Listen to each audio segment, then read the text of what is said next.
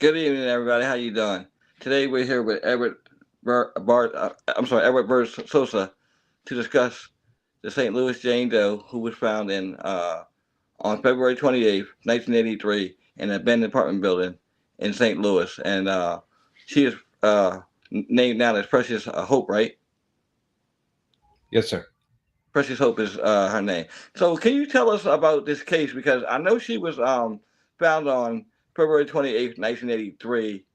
So what were the exact details and how was she found? Yeah, absolutely. So it was a Monday, and it was around noon. So the original story was two men driving through a drug infested neighborhood. Truck broke down, so they went into a vacant building looking for a pipe to fix it or whatever. What I found during my research didn't add up to that story. They really were 18 and 19 years old. They lived a half a block away, and they were attending a family barbecue, and they kind of snuck off, and they were just in the building looking to see if there were any pipes that they could scrap or anything like that. So they go into the vacant building through the back, the alley, because the front was boarded up, the windows were boarded up. And as they go in, they get to the second room on the right hand side, and it's a boiler room, but they really can't see because it's dark. So as they're going in, they light up a cigarette to smoke, and they see something on the ground, and it ends up being a body. They don't notice at that point that it's actually headless. They just notice the body.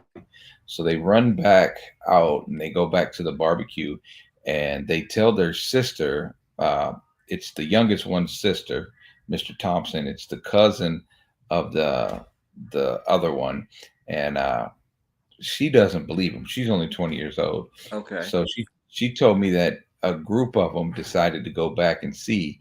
She said she knows it was around 6, could have been 10, but more than 6. So they go, and as they get there, they find the body, and they're all looking under matches and everything, and the body's covered by some leaves, and they go to dust the body off, and as she swipes where the head should be, there's no head there. So at that point, they all get out and they run back to the house and all of that. So they were kind of the some of the weed sellers in the neighborhood and stuff. So they didn't want to call the police.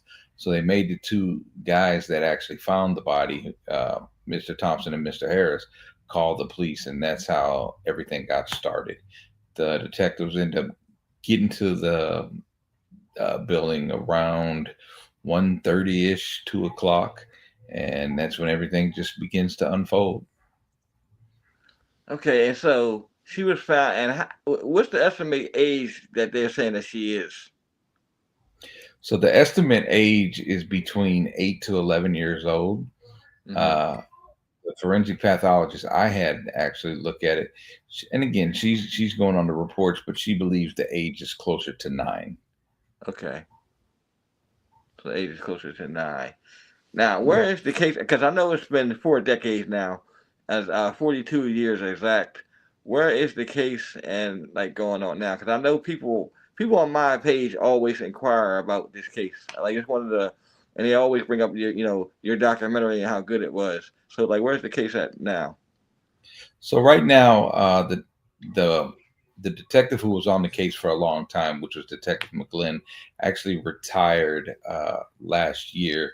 He was forced to retire because he was 65 years old, so he aged out.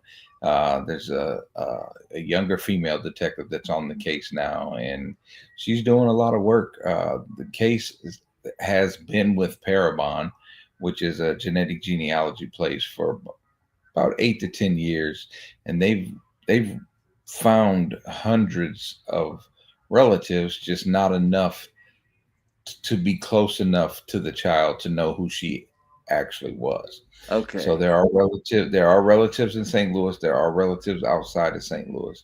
And in the documentary, they talk about the two closest relatives that they found in genealogy. Now, they're direct descendants. Why they wanted to talk about them. But again, neither one of those two were even still alive. Both of them had passed on. It was over 100 years ago, and they actually didn't. The family members that were monitoring those didn't want to proceed with the police. So they did take it out of the genealogy database. So okay, so that was gonna be my question too, because I did hear that they found some family members. They just didn't want to cooperate. Yes, that is true. Uh, One of them flat out told them no and took it out of the database, and the other one told them yes, but then never responded to him again. So, and again, we're not saying that's a direct link, but they were the closest relatives that had been found in Jed Match to that point. Now, do they believe she's from St. Louis or is she outside of St. Louis? They're not ruling out St. Louis, but uh, one of the best leads that they've had in a long time probably puts her outside of St. Louis. So somebody, yeah, transported her there and did all that, knowing that it would be hard to identify her because once she's not from the area, nobody, because I think they checked all the area for missing kids, and Mhm. I mean it's a lot of theories of who it could be, but honestly, Right. nobody really knows who it is. Yeah, nobody really knows 100%. Some of the things that are out there have been debunked, but a lot of people just go with the theories rather than to go and research and see that some of them actually couldn't have happened. Like you hear Vernon Brown a lot, but he wasn't even in St. Louis at the time, and he's actually, I could point you in a direction to show that the police actually ruled him out as a suspect. Again, they don't know 100%, but they're pretty sure it wasn't him. It was only one cop that really believed it was Vernon Brown.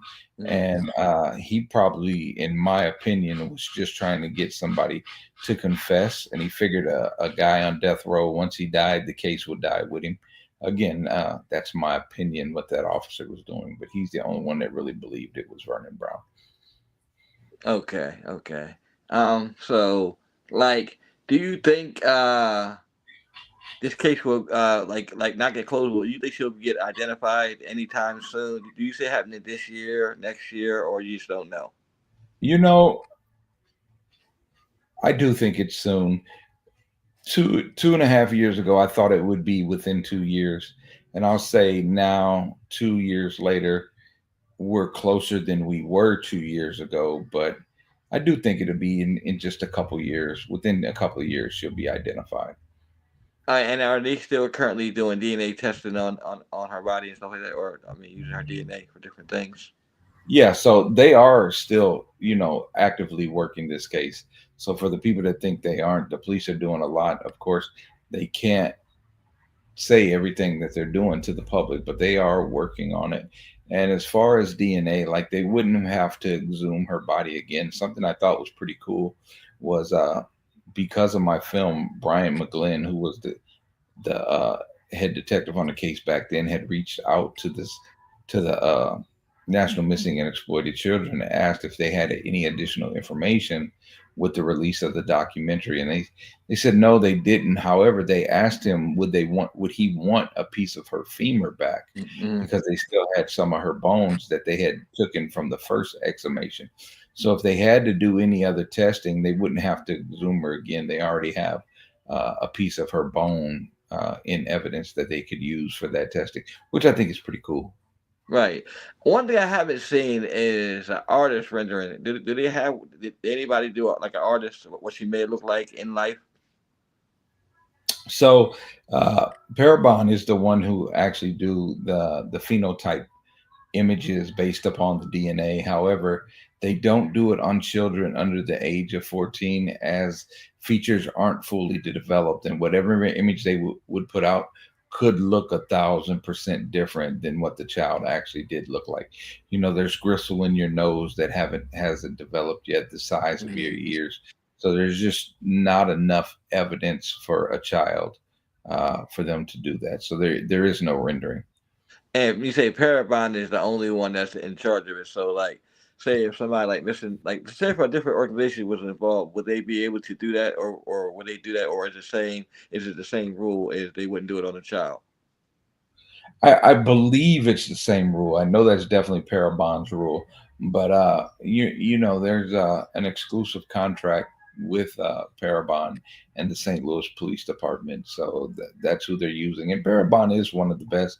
And the genealogist that's working on the case, which is CC Moore, is probably the top genealogist in the country, if not the top, one of the top few. And she's had her own show on, I think, ABC or CBS. So, Mm. I mean, she's solved over 200 cases worldwide. So they got the right person working on it. And I know she works hard and is actively working. Okay, okay. And so why do you? I mean, well, nobody really knows anything about like why people do these things, but why do you think they picked St. Louis of all places? Do you think it was just a place they just dumped her at, or they just? Well, there's several ways you could look at that. So, people theorize that maybe they knew the building and that's why they chose that building. Could possibly be that. However, the location of the body was just at the bottom of the stairs, just one to the second doorway, so one doorway away from the front. So Mm, even if they didn't know the building, it's almost right there, and they just dumped the body. The body was upside down, right inside of a doorway. So you can look at that several different ways. Either they just threw her there, or it could be a message to the community, like if you continue to talk, this will happen to you too. So it's really your perspective on what you think happened and the location of the body. I know I hear a lot of people talking about, oh, the body was in the corner or whatever, but it really wasn't. It was just inside of the doorway. And if you need evidence of that, you can go to my Instagram, which is 314 Bird Studios. And I actually have a photo, well, one of the photos from the evidence department showing where the body was located right inside of the door. okay, right, right. So after all these years, do you guys think you can one? I mean, I know you could probably find an identity. Do you think you could possibly find out who killed her too, or is that like another story for another day? I think they could. Identification is going to be what you need first to know who she was, to put who was in her life and how it could have occurred around it. I do think that's the second part of everything, is finding out who actually committed the murder. But we got to get her name back first, Right. and And I that's think first. I think that when that does happen, like that'll probably be like one of the talks of the town, like every town, because like I Oh, said, absolutely. so many people, actually they asked me a couple times, to cover a case, and I be sharing the stuff that President Sullivan has sent to me, and the story is really unique. I remember it as a kid growing up, and I remember when I got older, I thought she I had been identified until I started getting into these missing person cases, and I'm like, oh wow, she's still unsolved. But I know it's possible because I see, the boy in the box. He's identified at 60 something years, and I've seen other cases 41 years, 30 years, so of different magnitude. So I know that what they should definitely be identified. Yes, sir. I totally believe the exact same thing. So what would you like to see with the case going forward? What would you like to see? You know, One thing I'd like to see is people looking more into actually researching the case, finding out the updates and the details.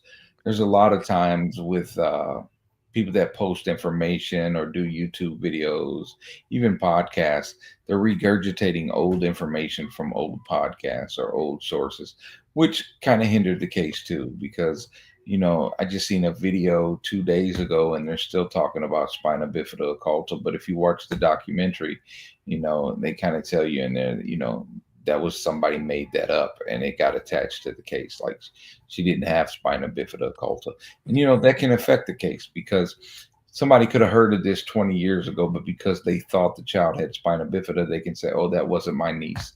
So they never re-looked into it again. So just getting those facts right is what's going to help solve the case. I do really, really appreciate how many people are vested into wanting to see her name uh, get back to her, as well as people like yourself that do it for more than just one child. So I mean, it's very commendable, and people need to appreciate you and what you do more. Right. Thank you. Thank you. And I agree with that sentiment about getting the right information out. Because a lot of times I watch, like you said, I even watch YouTube cases on some of the stuff that I've done, and I go Mhm. there and none of the information matches up, and then here you are, you have it out here. People think that this case is this way when it's not that. Right. This child's been unidentified and for 4 decades. And let me ask you a question: do you think she was ever reported missing or no? Well, like the case says, she never matched any missing person reports. I Right. don't think so. Again, it's one of those things we just don't really know. And people try to attach her to a lot of different cases. Sharon Cole has came up a lot, which was a little girl who went missing 3 days before her body was found. Now she's been genetically ruled out as the St. Louis Jane Doe, but she went missing February 25th, 1983, out in New York. She was wearing a pair of jeans and I believe a pair of jeans, but she had on a gold sweater. And of course, the St. Louis Jane Doe had on a yellow sweater. One misconception is people always say that she was in the basement 4 to 5 days. If you actually read the mold report, they say that it takes 3 days for this mold to grow. So she was probably honestly down there for 3 days. So again, this is just an opinion. This is just me trying to apply my brain to the situation. So if I'm a killer and I see on the 25th that a child is missing in New York wearing a gold sweater and I want to throw the police off to the murder I just committed, as I decapitate her, if I put a yellow sweater on her because I don't have a gold one, but it's close to gold, then I believe I'm going to draw the police mind instantly to the missing child in New York so that I can get away. I'm not saying that's what happened, but that could be why the sweater's on there. Because we have to remember in 1983, V necks weren't a woman's fashion, they were a man's fashion. They really didn't enter the mindset of the woman fashion industry until about 1986. They were developed in the mid 60s for men. If a woman, even at that time, wore a V neck sweater, there'd always be an undershirt. So why would they choose the sweater as opposed to a secondary shirt she would have wore with this sweater? Plus, in the research, we found out it is a men's sweater.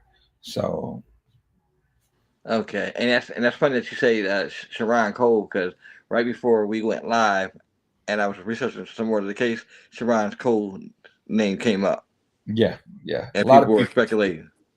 yeah, but she was one of the first to have been ruled out. She's been ruled out for a long time. Like Okay, so like Renee, I'm yeah. glad you said that because I know a lot of time they don't update rule outs and it's a lot of these different sites like Charlie Project and different like that. They don't Hmm. update the stuff, the information. So a lot of old information is out there, and I noticed that with a lot of my missing persons cases. That's why I actually reach out to the family to get the actual update because we just did a case, 29 years the guy missing, and there was like little to no information at all on him. Hmm. It took me reaching out to the family to get more Hmm. information. So I think in today's missing person case, you have to literally get reach out to the family or get the facts straight because you don't want information to be misinformed to the public. Absolutely, Mm. absolutely. And and I'm sure that you can speak on this too. It kind of gets frustrating when you work so hard to get the facts lined up, and people would rather believe a lie you cannot prove than the truth you can prove. So, I think it's a phenomenon with lying or stretching the truth, especially when it comes to things like this. Because people and I don't say this. Okay, people want to see the case solved, and then I've also heard people say, "No, I don't want to see it solved because it's been unsolved for so long." Like she deserves her name back, so you yeah, can't that have it. You can't have it that way. I think some people think this is like absolutely. some type Or of. Go ahead. I'm sorry. no, no, I'm sorry, I cut you off. I was going to say, in all honesty, whether they solve the case or not, as long as she gets her name back, at least she would have peace. You know what I mean? So, Right, right. But also I also thought about this too. And like when her name does come out, what if she is one of the missing children that we have posted, and then we just never knew? Do you see that? I mean, do you see that could happen, or that might happen? in So I researched this 8 to 10 hours a day every day for Okay. almost 2 years, 20 Hmm. straight months. Okay. And I looked at so many, and even since then I've done a lot of Okay. research, especially with who reached out to you, Cheyenne. She does a lot of work with me and has done some for me. She's big into trying to do family trees and stuff, and she can tell you we've went down some avenues where everything lines up, and you just don't know what it is you're missing. Like there's other details that we know that aren't out there publicly, and yeah, like I wish I had funding because I think I could get better information in probably 6 to 9 months than what we currently have. Knowing where to go and what to look for, but I'm privately funded, so some of the stuff I need to do, I just am not able to do. I get it. I totally understand. If if you're just joining us, we're here talking with Edward Bird Sosa about the St. Louis Jane Doe. He did a documentary called Our Precious Hope. It's on IDMB right now. Where else can they find this documentary at? Oh, so we're on 22 streaming sites, some of which are Amazon Prime, Tubi, Exumo, Plex, the Reveals. We're on the Roku channel. If you have a TCL TV Hmm. from Walmart, we're actually on the guide channel for that. I mean, you can find us pretty much anywhere. Fire TV, Apple TV. So it's out there. You just have to look for it. And Amazon does try to charge $1 for it. I'm just saying this, if you could just watch the movie for the details, look at one of the free sites like Tubi or whatever. You're going to see the same movie. Doesn't matter to me which way you see it or whatever, as long as the information's out there. Right. It's been 42 years.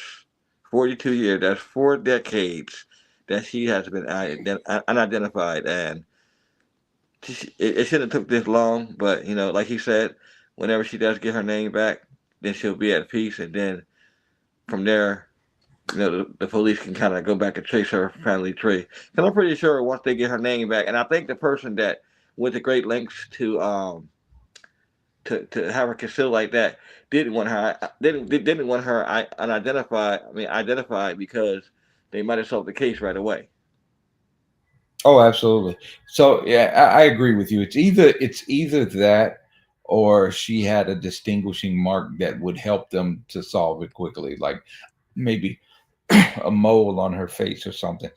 Now, the forensic pathologist I had look at it, she told me that she believed that the person that did this wasn't really a murderer. These are more signs of a serial rapist, and this is one of their first victims. And she believed that the decapitation was because of the relationship to the person. So the decapitation was to hide that relationship. She looked I into a get what you're serial saying. rapist Okay. to find it. Yeah. So And I've seen so many cases where a mom's boyfriend was the last, seen with a child, and then they're not seen anymore.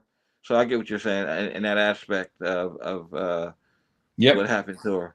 I thought the same thing because like just how she was discarded and Yep. all that. It's like it was personal. Like she knew the person. So you think she Yeah. knew the I person? agree. You think I agree. okay, you think she knew the person? Okay, okay. And If I had to bet money, I would bet money that the family's involved. Am I right? I can't say that, but it just all the telltale signs are there that the family was involved. they yeah. And a lot of times it's like that. Like I know another case I was just we seen about the little boy found in I believe it was Virginia, Massey Creek, 1972. They just identified him too, but they haven't released his name yet. So Hmm. yeah, it's just so many endless possibilities to her being identified, and that's one of the this honestly. I mean, I like to see all these cases solved or the people identified and they found, but this is one of the ones that I think I've been following like almost my whole childhood because cases like this help me get into what I'm doing now and want to help people. Yeah, absolutely, absolutely. Yes. So what else do you? I mean, you have anything else you would like to share with the audience about the case and the documentary? So the documentary came about because I was probably the same age as the little girl when it happened. So I was around Okay. 8 or 9 years old. And I can remember that day my mom coming outside and saying, "You need to come in the house. They're cutting little kids' heads off."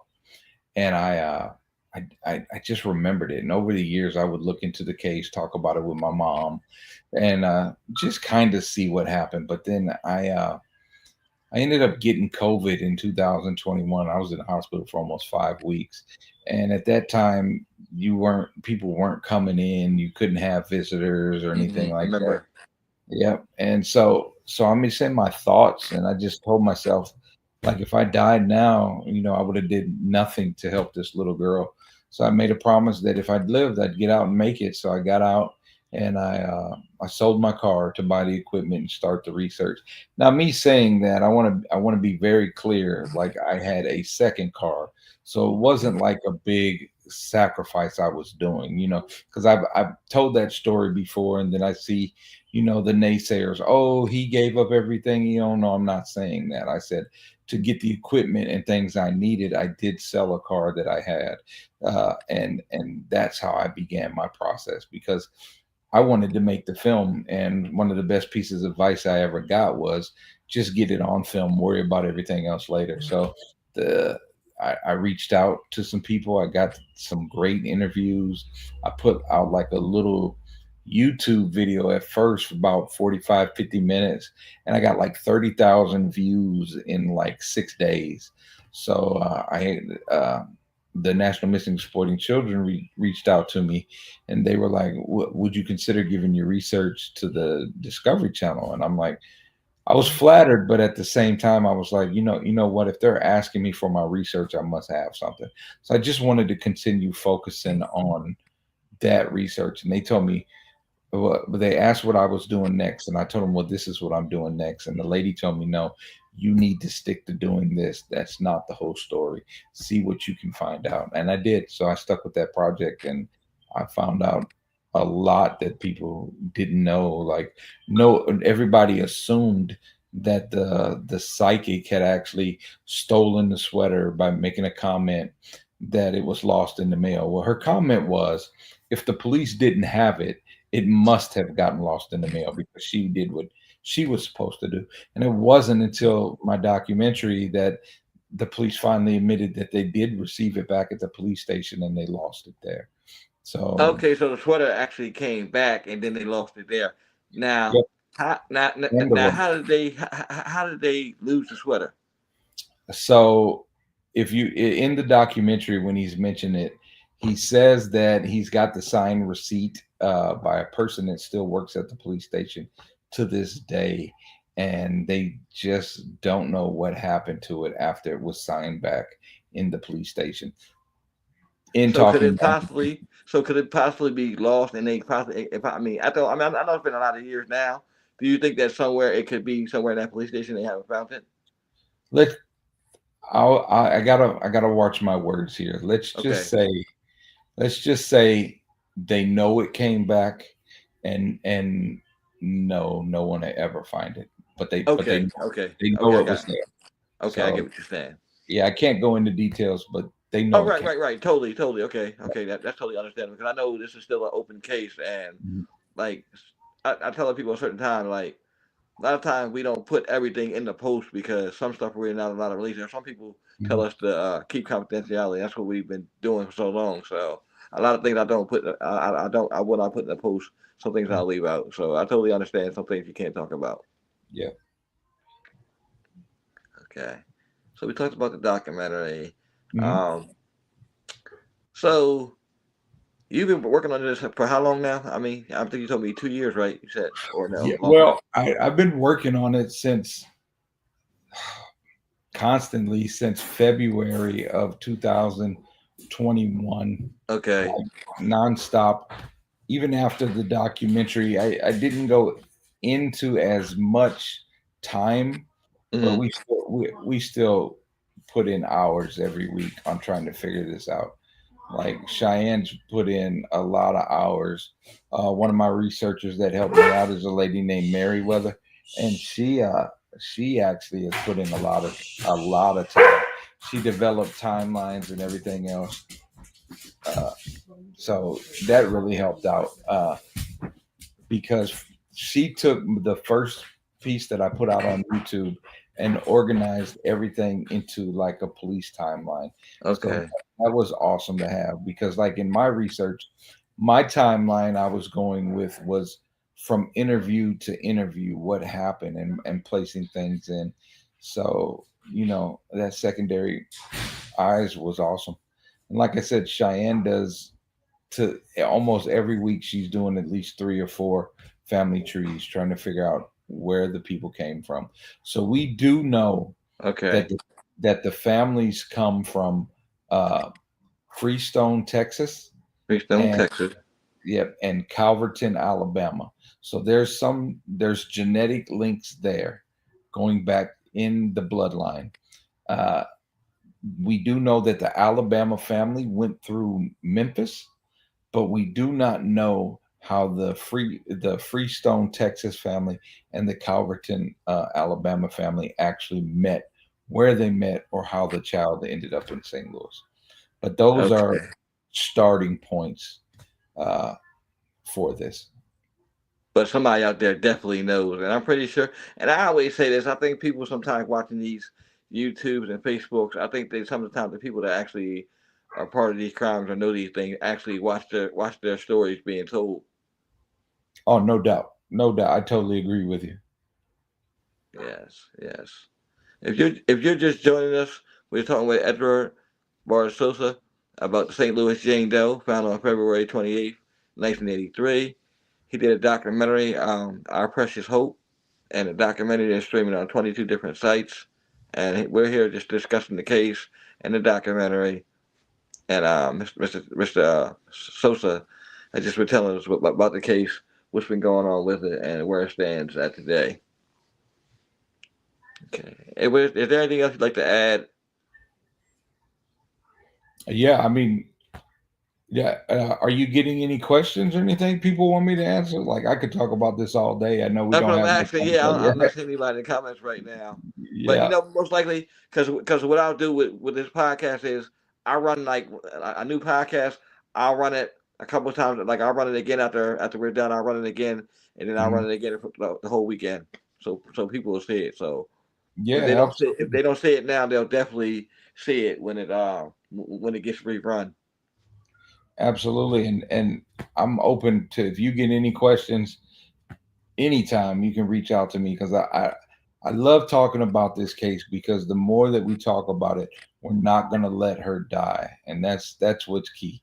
We can't let this situation die because she disappeared for many years. Like people stopped talking about her for a long time. We just can't let that happen again. We got to keep her in the public light. I agree. Yes, you didn't hear her name for a while, and that typically happens with a lot of these type cases where you don't hear about them for a while. And I think social media is a good tool in bringing back these cases because a lot of these cases are being revived, and I like to see when other people are covering them besides me, which is good and actually get information right because I've seen that a lot, and it helps to get the information out there. Absolutely. Totally agree. And with you having missing black people, I'll tell you some racist elements that happen in this. Not to make people mad, but just to understand what St. Louis was like in 1983. So even though the FBI called this the worst case in St. Louis history, this is an African American little girl between 8 to 11. The next day in the newspaper, she wasn't even front page news. She was on page 4H in the newspaper. And I say that because 1 week later, a white child was spanking to the point where they had to go to the hospital, and that child was on the front page. That child was not decapitated. That child was not dead. Just got beaten to a point that he had to go to the hospital, and he made the front page. And a murdered, decapitated little black girl didn't even make the front page. I Mm, think mm. that's crazy to me.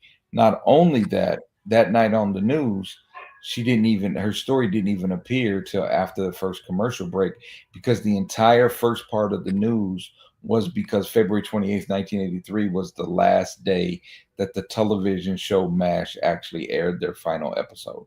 So they, So mm, they covered MASH rather than covering the decapitation of a little African American girl. that's sickening, and that's one of the reasons why my page is the name it is, and I get a lot of people that come at me about it, but I'll never change the name because I did that for a reason because we truly are the forgotten. A lot of cases have been it's if I had $1 for every time somebody came on my page and said this is the first time I heard this case, I would have a lot of money because that's just how it is. A lot of these cases just didn't get no airtime at all. Didn't get no airtime. Nobody talks about, like you said, no news. It's always the typical white woman syndrome where Mm-hmm. blacks are always pushed to the back. Now, I know sometimes some white people their cases are not investigated, but the majority of the African American women, children, and men cases, they're not they're not publicized or put on the news or anything like that. And then if they do, they're always at the end of a show. Like Mm-hmm. like the show like American Most Wanted, they used to have missing children at the very end, a spot second.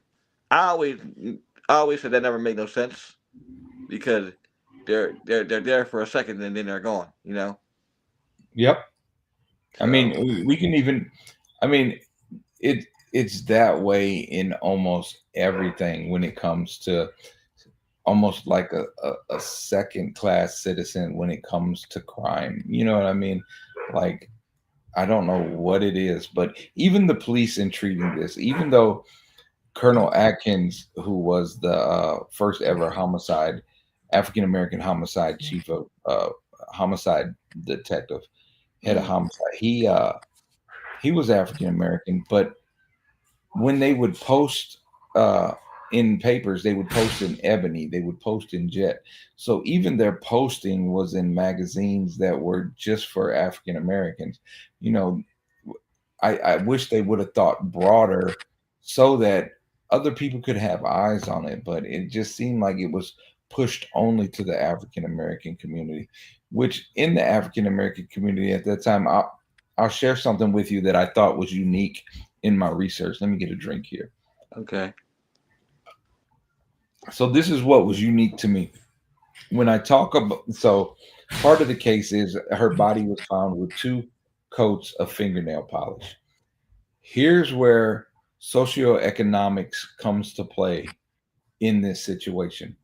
If I were to ask a rich white lady about it, Mm, she would say that that's a little girl playing dress up. uh-huh. Conversely, if I was to ask a Hispanic family or an African American family that was poorer, they would say that it's a little girl being fast. So that's fascinating to me that depending on how much money you have, that could be either a little girl playing or a little girl trying to be sexualized. So we have to understand where she fit economically to understand why her nails were painted. Was she sold into trafficking? Well, if they were poor, probably so. That's why the nails were painted. If they were rich, it was just a little girl playing. So, not knowing her family, we don't know which way the fingernail polish would fall, if that makes sense. No, I totally understand, and your sentiment and how you put it is totally how it would go. Like you said, people would say they fast, or they say two different ways that you put it. That's usually how it is. I mean, it's a shame how it's put that way, but it's been going on for so long. It's been going on for decades, for years. Oh, absolutely. And then even if you listen to CC Moore in the documentary, she thinks they may be dealing with a misattribution of family. So to explain that in the way she's trying to explain it is that we got to remember in the 80s people had extended families that may not have been their families. Like you may have had a play uncle or a play aunt. So it's a good possibility that this child was raised with somebody who wasn't in her bloodline. You know, it could have been a married in-law that just doesn't share the same DNA as her. So they wouldn't be able to find the link because genetically there wasn't one.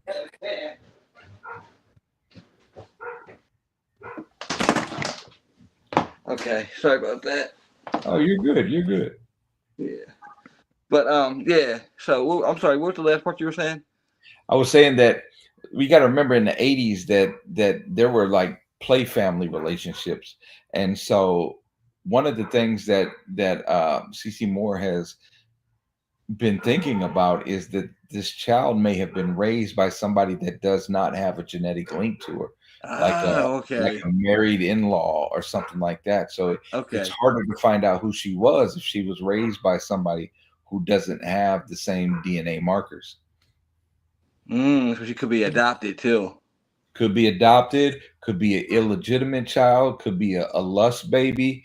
There's a lot of things, and there's rumors that Homer G. Phillips here in St. Louis around that time even had a baby selling scandal. Again, those are rumors. There's stuff out there people can research, but there's all types of possibilities. And where she was found, so in St. Louis, and I know other cities have it as well, but there's the Delmar divide. So Delmar, as you drive down the street, on one side is really rich and the other side is really poor. She was found on the poor side, but only like 3 streets away from the rich side. So it could have been one of the things where she was adopted living with a rich family and they just took her a few blocks over and dumped her off. I mean, there's a lot of possibilities here. Yeah, I think the possibilities in this case are endless. Mhm. I mean, a lot of cases are like that, but this one right here, like you said, is endless, and there's so many. Mhm. That's why I agree that people shouldn't get caught up on theories or believe rumors. Go to the documentary and watch. Go to the documentary and watch the documentary, and everything that's in there, that's in there. And I say this to to the YouTubers that are doing these stories and not getting the information right. The Our Precious Doe documentary tells everything, and everything in there is factual and truthful. Yeah, and I made it a point that whatever I put in there, there is either a doctor, a police person, or there's somebody verifying that information to show that this is real. You know what I mean? And I also wanted to make sure that I put faces to names because in this story, like even when I first started my research, you would hear all these names, but you didn't know who they were. So I took extra time to get pictures of everybody so that people could see who actually participated in this case. You know what I mean? So there's a lot of elements and a lot of layers to it that I don't get me wrong. I watched documentaries my whole life coming up, and I tried to take things that really resonated with me and to include them in this. I agree. I agree. I watched documentaries my whole life too. I don't care what kind of documentary it was, I was on it. I was always doing it. And I said, one day I would get into them, but also too, they're a lot of work too. Yes, they are. Yes, they are. Documentaries. If people think that it's just a walk around the park, it's not a walk around the park at all. At all with documentaries, it takes a lot of work with anything. You don't want to just put any information out there. And like you said, the information has to be factual too. Yep. Yep. Yep. It has to be And some, factual. And sometimes what's crazy is even with getting your facts, you can find something that you can prove to be a fact, but then you can also disprove it not to be a fact because you'll meet people who have stories and they just sell you on a great story, but if you follow the facts, you know that story is not true. I'll give you, for instance, somebody was talking to us at the cemetery where she was first buried, Hmm. and this person was telling us that the reason that they lost the body was the grave diggers thought that somebody was going to come steal her body, so they kept moving the body, and that's why they couldn't find it. I instantly walked away, even though my team stayed and listened to this guy's story, and Hmm. then they come over to my SUV and they're telling me I can't believe they did that, yada yada yada, and I'm telling them it's a lie. That can't be true. And they're like, well, how are you so sure that that's a lie?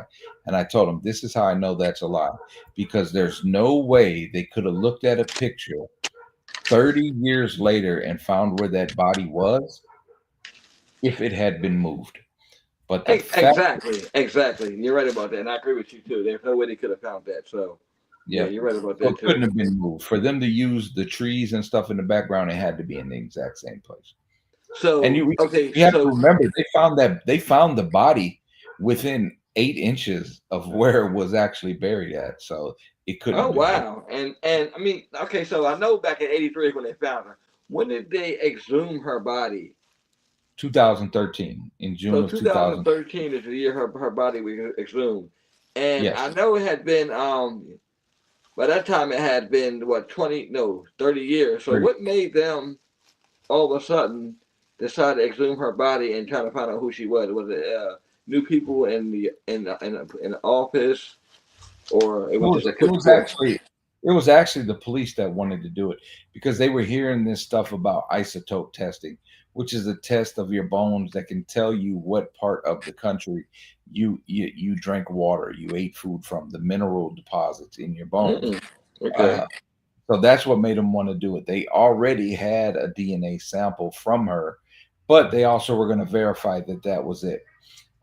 So when they exhumed the body and ran those tests, that's where another problem came along. The problem was they sent a sample to the Smithsonian in Washington D.C.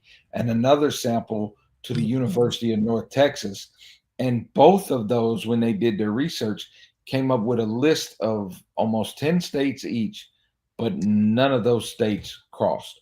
So you had one telling you it's all northern middle America states, and the other one Mm-hmm. told it was all southern U.S. states, eastern southern.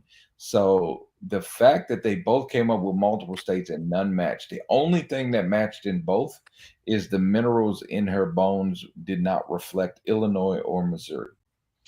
Okay, so she's not. So she wouldn't be from either one of those places. But Well, again, and you were saying earlier, and again, can you tell us what people that just joined us were like? Where's her ancestry at? Like so her what? ancestry, they know, historically comes from Calverton, Alabama, and Okay. Freestone, Texas. So this may, and this, what's crazy? This may be, like you said, this may be an early adoption that Could be.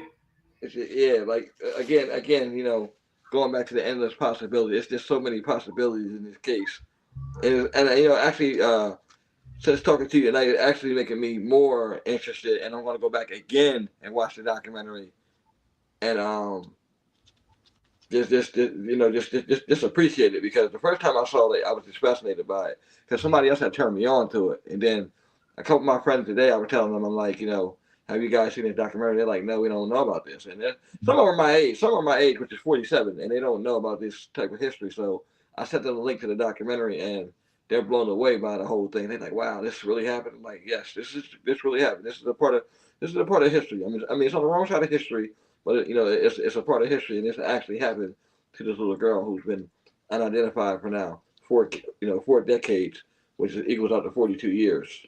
Absolutely. And what's crazy is of the people that reach out to me, you would be surprised how many people in St. Louis have never heard of the St. Louis Jane Doe. There's You know what? definitely I'm honestly not because again, going back to the Afro Americans not being on the news, had we made it in the news in the early '80s and '70s or back then, a lot of these cases would be closed because a lot of these cases were not closed or solved because they weren't properly investigated. Nobody yep. really cared. I always say, I wish I was alive around that time. I would be on everything. I'm telling you, I literally would. Right. But we can't change history. The only thing we can do is make things better as they go on and move forward. Can't we can't dwell on the past. We just gotta keep moving forward and doing Abs- this. Absolutely. I mean, it's so you always hear that you were asking about stuff that I think sticks out about the Hmm. case. You always hear that her headstone at their original burial site was put on the wrong grave. That's why they had to find out where her body was. I honestly believe, and again, this is my opinion, so don't stake everything on it, but Okay. I think I can prove without question that it was put on the wrong grave on purpose. And if you want me to explain, I certainly can. Yeah, explain that. Yes, because that's a good point. Because I definitely like you to explain that because I want to hear this. Okay, so this isn't in the film. This is subsequent research. So if you watch the documentary, they go into how the body when they find where the body's actually buried 6 feet deep. However, on top of the body, there's another body that's about 3 feet down. That's a male with a head. So by the records of the cemetery, we know that they had to shut down as a cemetery and not bury any new people after 1983. Okay. The headstone, so she was buried December 2nd, 1983. They stopped burying people in that cemetery at the end of 83. So her headstone was not placed uh, until May of 1984. So follow me here. There's a body on top of her body. So if they put a headstone down where her body is, Mm-hmm. whoever whoever's family that they sold that grave to that's buried above her would know that they sold that grave. So they can't put the headstone where it belongs, so they put it in the vicinity. And here's why I think we can prove that. So when they dug down to find her body, they dug 3 feet and found the other body. What made them keep digging is they found a piece of her casket where the other casket was. So if you bury a body 6 feet into the ground, Mm-hmm. how does a piece of the casket break off and move 3 feet up in the dirt to where the other body is? Makes no sense. It doesn't. So they redug that grave, they buried somebody else, and they never thought that the undiscovered person that was underneath the unsolved murder would ever get a headstone because the cemetery was the ones fighting not to put the headstone down. So it actually came to the medical examiner, and they're like, "No, just go ahead and put the headstone down," because the headstone was donated by a local granite place, and it took some students in Illinois to actually write letters to get that headstone placed. Mm. So yeah, it's a crazy story all the way around from day one till now, every single day. I'm seeing it. I think that, like I said, the more I hear, the more it's making me intrigued into the case and want to watch more and to do more research. Because this is like, I mean, it just breaks your heart because one, it's a child and it's a young child, but again, after all these years not being identified, this is somebody, and then it could also be that a relative are missing them and they don't know that this could be the child. Hmm. So I just Could be be. glad. So I just be glad when that day does come. You know, when she is identified, so that the world can finally know the truth. Absolutely, Because it's absolutely. been so long. And I want to tell people, you'll read and you'll hear on YouTube videos and stuff like that that they say that her head was severed cleanly. That's not what the autopsy says. The back of the neck was hacked with like a hatchet or something heavy. What was cut cleanly was the skin in the front. So they hacked at this neck to get it off. But once they got through the spine, then Mm. it went through the skin smoothly. So it wasn't a clean cut. The skin in the front was cut clean, but they hacked at this from the back. If you watch the documentary, I do an impression of what the spine would have looked like. So And what? so it's okay. No, go ahead. I'm sorry, sir. So they didn't cut the head clean off. They just No. hacked at it. Mhm. Wow. So this wasn't an easy thing. They had to work to do this basically. Yeah. Yep. And what's crazy about that? So the day I'm interviewing the doctor for the film, later that day I was scheduled to get the mold report, and she told me in the morning prior to me getting the mold report that this had to be a hatchet or some type of small axe, even though everybody had said, on YouTube and stuff and podcasts that this was a serrated blade. So then I get the mold report, and right in the mold report, it says that this must have been a hatchet that was previously used to cut animal product because the mold that's growing on the neck Is the Mm, type of mold that grows in like when you cut animal flesh. So this could have been like this could have been a butcher's hatchet. This could have been a hunter's hatchet. Whatever it was, cut animal meat prior to cutting this little girl's neck off. whew. And That that's that something that that's not out there. yes, that I mean that alone will make you cringe, like just by you explaining that. Like Mhm. I just don't understand as a person, how do you one kill a child and then actually have have the heart to sit there and hack at her head till it's off and then leave her there like that. I don't know. I just think this person, whoever did this, just doesn't have a soul at all. No, not, I mean, not, it just I just don't. There's no way you can.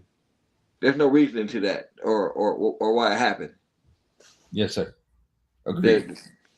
I don't know. It just like I said. So like it just I don't know. I just it just gets it getting to me a little bit now. Just thinking about the case and because you feel for these kids that are being murdered and then to hear this story the way it happened and like I said I had only heard a little bit of about it until I brought you on, so I'm getting more full details about the case now, so it's like darn, this really happened. Absolutely.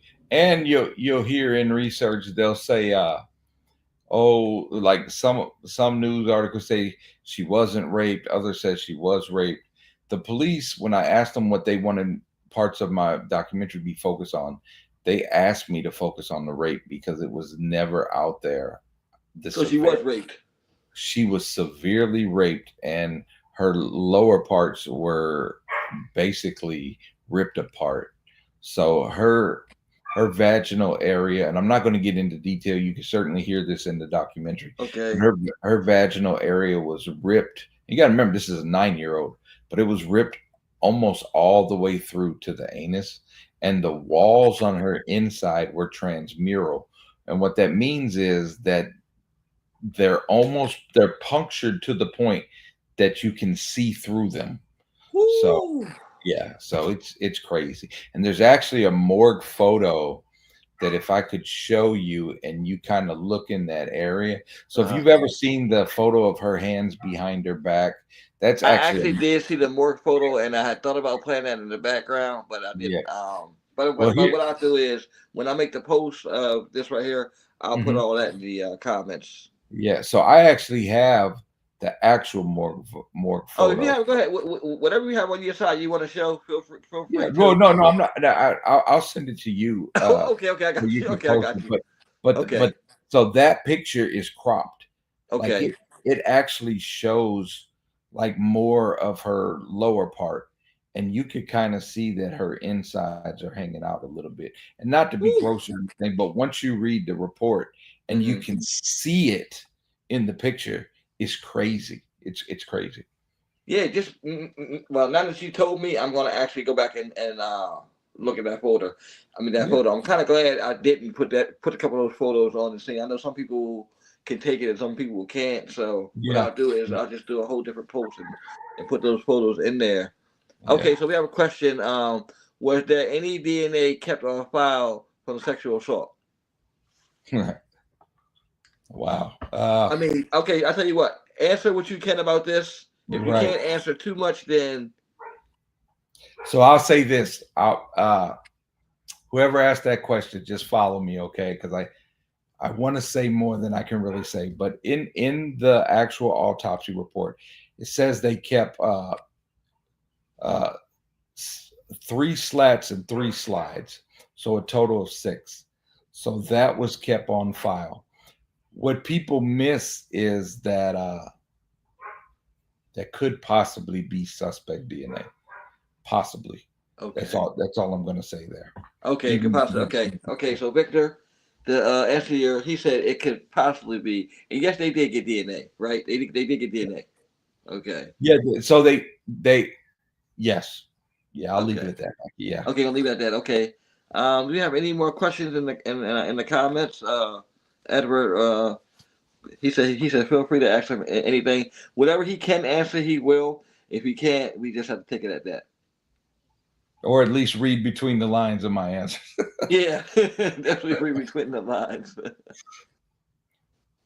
But yeah, I mean, there's Okay, Victor is a genetic genealogist okay, with Redgrave. okay. Okay, okay, I never knew that. Okay, that's awesome. I didn't know Victor was a genetic genealogist. Okay, okay. So Doodle, my friend Doodlebug wants to know how can we help with this case as advocates.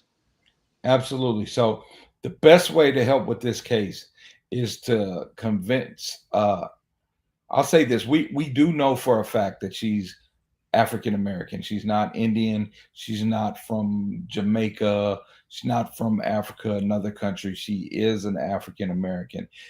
The problem becomes that there just isn't enough African American DNA into the free sites like that the police can use, which are GEDmatch and Family Tree DNA.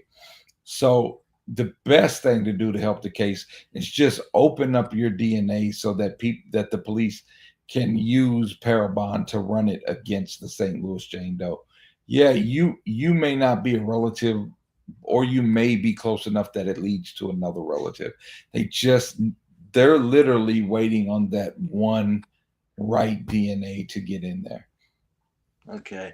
Yeah, another one. Okay, has there been any closer family located through genetics? I think he answered that earlier. Gabby's just coming in. Can you answer that for her? Yeah.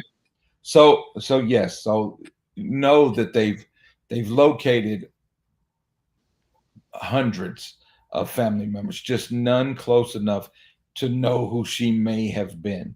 The two that were the closest both lived over 100 years ago, and their families were the ones that had their DNA into GEDmatch. When they found those matches and reached out to the families, they didn't cooperate and they pulled the genetics out of GEDmatch. That doesn't mean they know who actually killed the St. Louis Jane Doe. That just means that their family probably have had a bad relationship with the police and just don't want to get anyone in trouble. I mean, we have to look at it that way. And just understand that not wanting to participate with the police doesn't mean they know what this case was.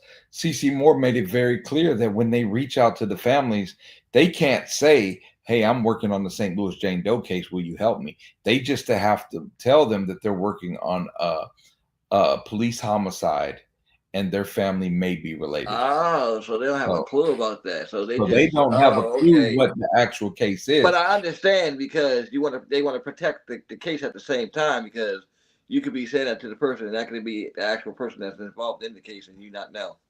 Absolutely, absolutely. But I wish if I could go back and add anything to the documentary, I would definitely add that just because they didn't help does not mean that they know who it was that committed this crime. Right. That's, okay. So right. Okay. Everybody get that last statement he made? Can you repeat that again? That just because they didn't choose to cooperate does not mean they may know who committed this crime. And they were distant, right? They weren't like close. So they would have been the closest that they've had, but it doesn't mean it's like a grandparent or anything like that. It's just Okay. a very close familial match. But each of those people lived over 100 years ago, like 99 years ago, 100 years ago. So Yeah, and it says that Victor said that family is likely extremely distant anyway. yes, it was the closest. But again, I'm not saying it's like a first cousin or anything. It's just the closest that they've matched. Okay, if that makes sense. Okay, I got you. Okay, I get you with that one. Do we have any more questions? Feel free. Edward said he said he can talk about this all day long, and I can talk all day long too. Absolutely. It's important that we all understand the facts and care about this child. Like uh, Exactly. And there's if you're just joining us, we're talking about the St. Louis Jane Doe, found on February 28th, 1983, in an abandoned apartment building in St. Louis, Missouri. And we're here talking to Edward Bird Sosa about his documentary on the St. Louis Jane. It's called Our Precious Hope, a brilliant documentary that details the the brutal murder of this young girl who's still been unidentified for 4 decades, 42 years. 42 years without a name. Nobody should go a day without their name, but this young child has gone 42 years. And like I was telling Edward, the more I hear about this case, the more I want to help and do whatever I can. And I will be uploading my DNA to, to help out with this too. That's awesome. Absolutely. And people, hopefully the people who follow you will follow your lead, and that's how we get this solved. And even Right. and more than just this. Yeah, you may not be related to the same Louis Jane Doe, but you may be related to the Northampton Jane Doe or a different Jane Doe. I mean, you putting your DNA in may help another case. Maybe not this one, but it may help another case. And That's who true. knows? It could help this one. And We just, right. as a society, there's been so much that the police have done wrong. We just don't want to help them. But don't look at it that you're helping the police. Look at it that you're helping the child. Exactly. I totally agree. Victor said, I know for a fact Cece is working hard as hell on her. I know she can do it. It's just going to be hard. Absolutely. CC is working to this day. This is something she does every day. If you watch the documentary, like she wasn't even allowed to talk about this. One thing that I received the benefit from was the police allowed her to speak in my film about this documentary. And she says in there that, this is the first time I've even been allowed to talk about the case. So as I'm starting the interview, I said, hey, if there's anything you don't want to share because of your, because at the time she had a show on CBS because of your show. And she's like, no, no, no, no, no. I've been waiting to talk about this for 8 years. Let's get going. And she just went into it.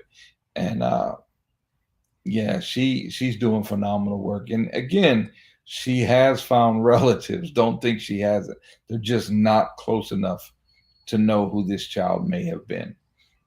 Uh, okay, his doodle again. Okay, Mhm. now where can they watch the documentary at again?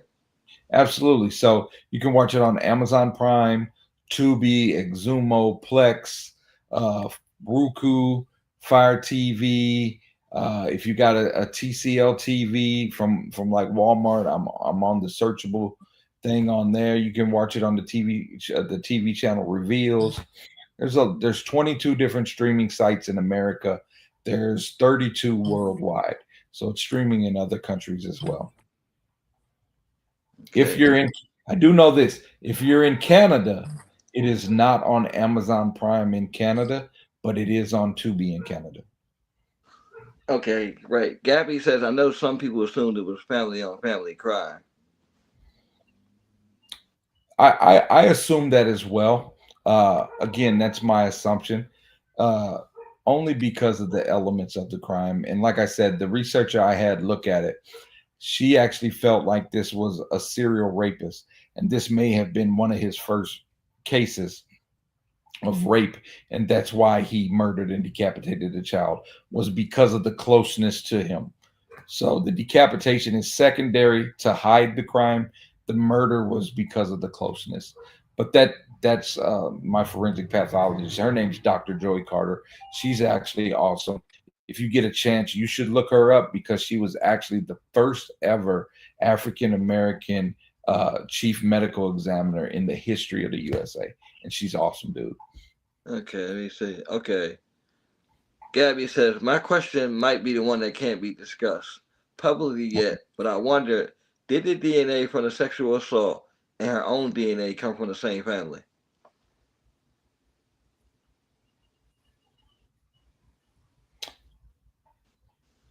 No, but but I'll say this again.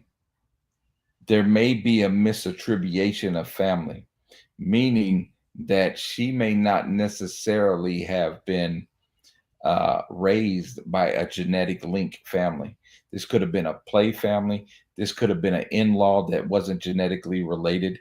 So there may be reasons why the DNA isn't the same, if that makes sense.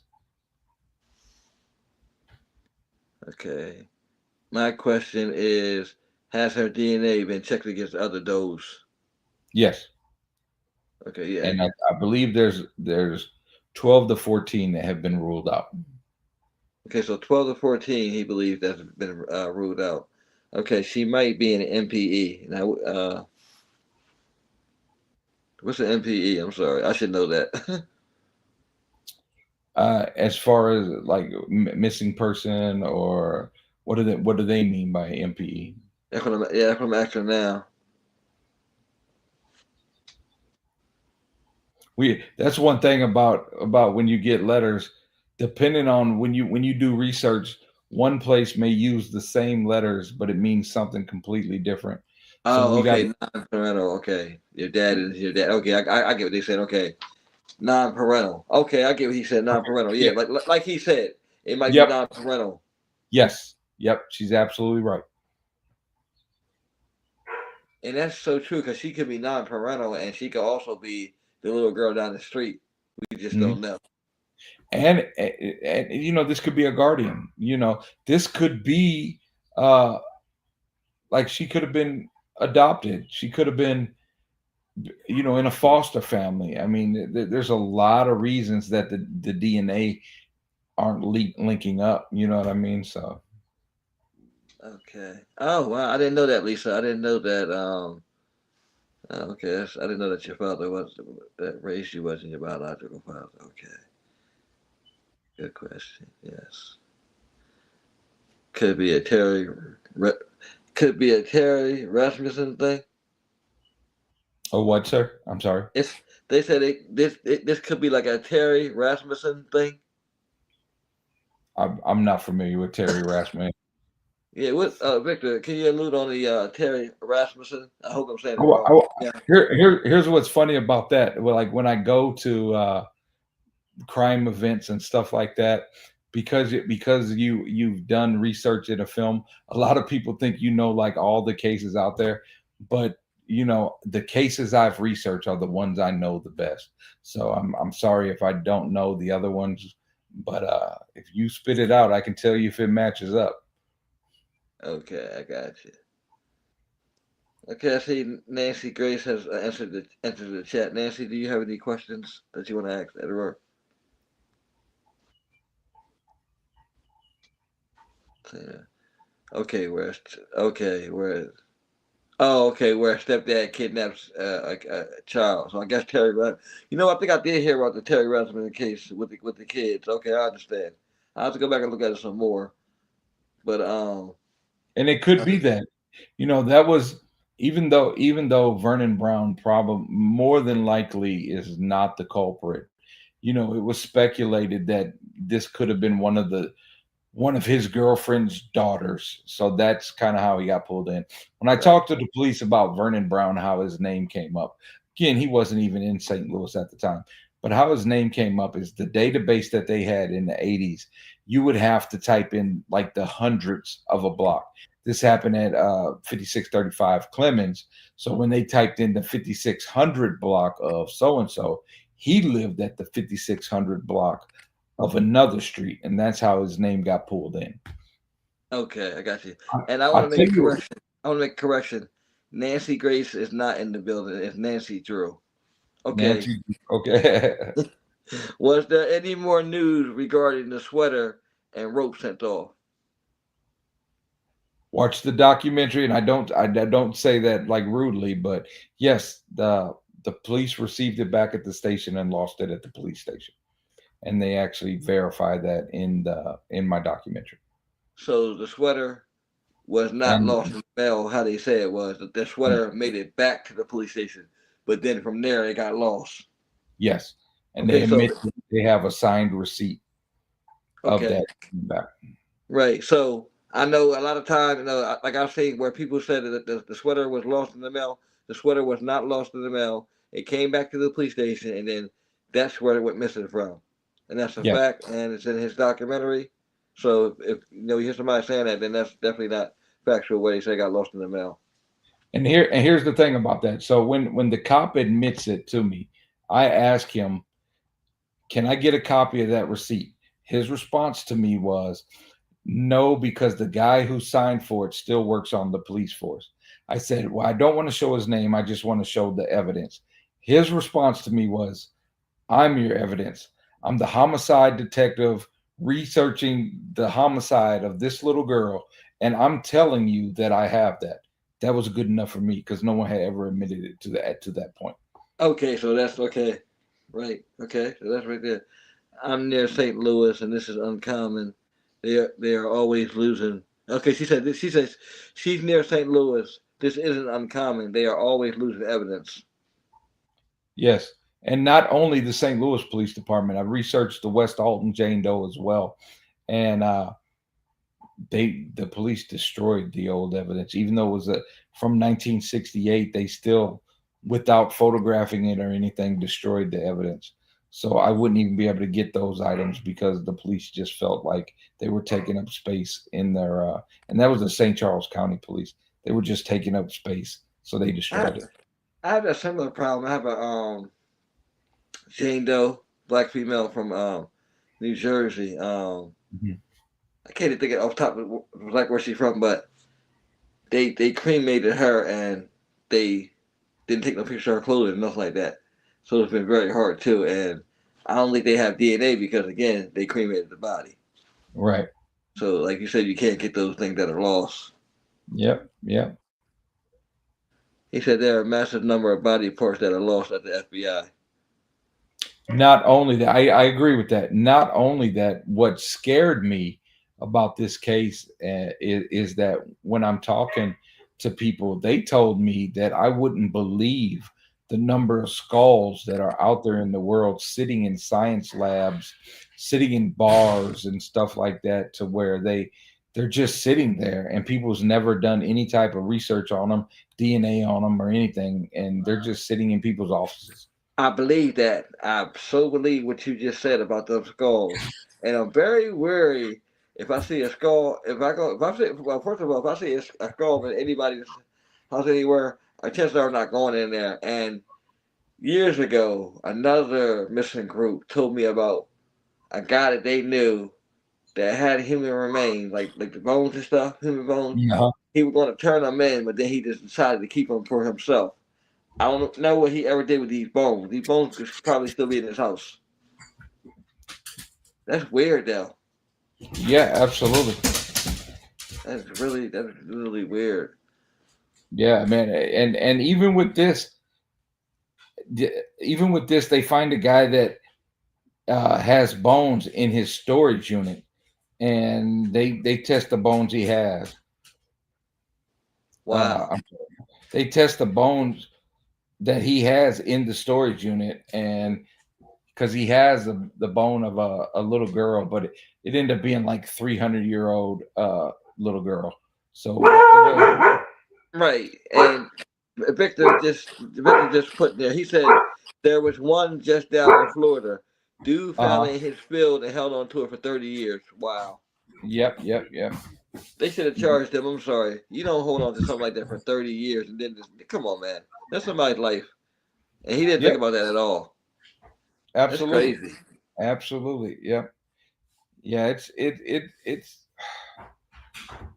the fact that how we treat, because we don't know the skeleton, is morbid, because if you think about it, there's mummies all over the place. Like I'll tell you this was something I learned in college actually. Do you remember going to the butcher when you were a kid, and they would wrap your meat in like this brown paper? Yes. Yes. I So totally remember that. yeah, so the reason that paper was brown was because they were actually recycling mummy wraps from Egypt. That was the cheapest paper. So it's crazy how that was part of American history.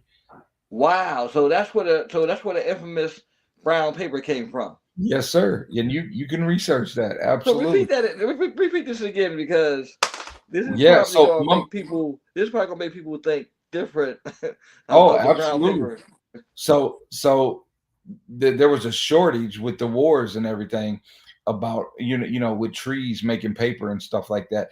The cheapest thing you could buy was mummies from Egypt. So they would buy a bunch of mummies, unwrap 'em, and recycle the paper, and that's what made brown butcher paper. Mm, wow. Yeah, That, that, man. that, that's that's crazy because I was always at the store getting some type of lunch Mhm. meat or something and we're getting that brown paper. Absolutely. Get $1 worth of bologna, 50 cents worth of cheese. And that's exactly what it was too. I love my cheese back then. Yes. Absolutely. Absolutely. Yeah, the way that we've treated remains in the past is just insane to me. So yeah, and so I'll tell you this. So there was a white pubic hair that was found on her body that you'll hear a lot about in podcasts and stuff like that. Okay. Well, so they asked the police about it, and the police said, well, it must have fell off the pants leg of one of the officers as they step over the body. Mm. The problem becomes that that hair wasn't found until the next day in the morgue.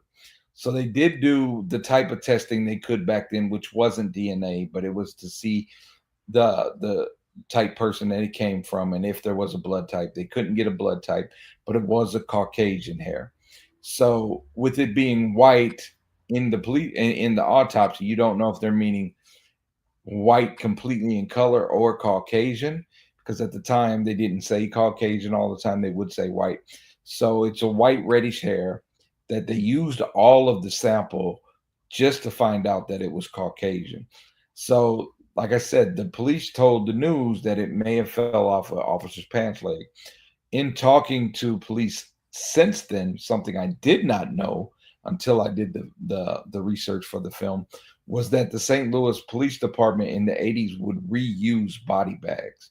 So there's a high probability that that pubic hair was from a body that had been in that bag prior that got on the Jane Doe during transport.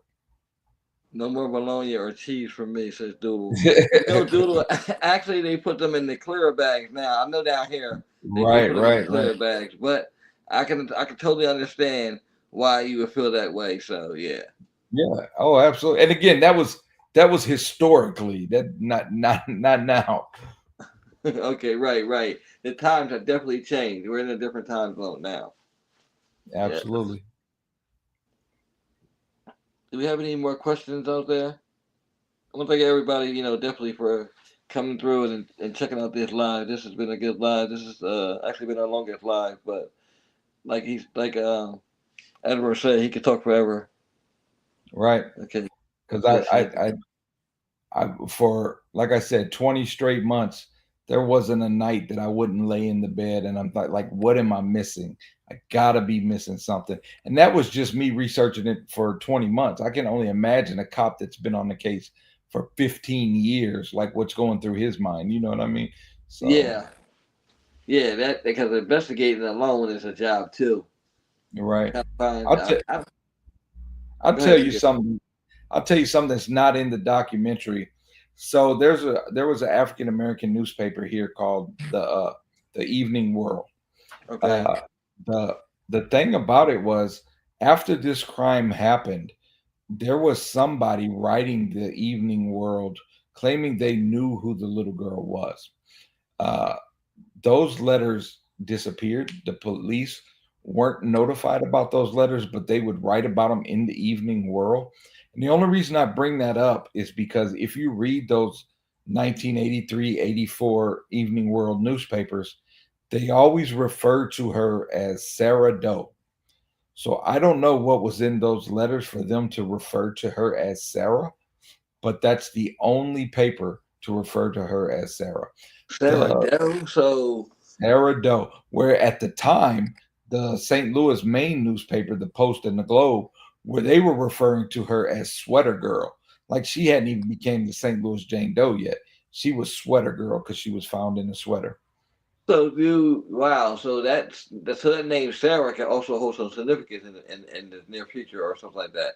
It could, and the police had never heard that until I presented it to them in 2022, and gave them the copies of those newspapers too. That she was listed as Sarah Doe.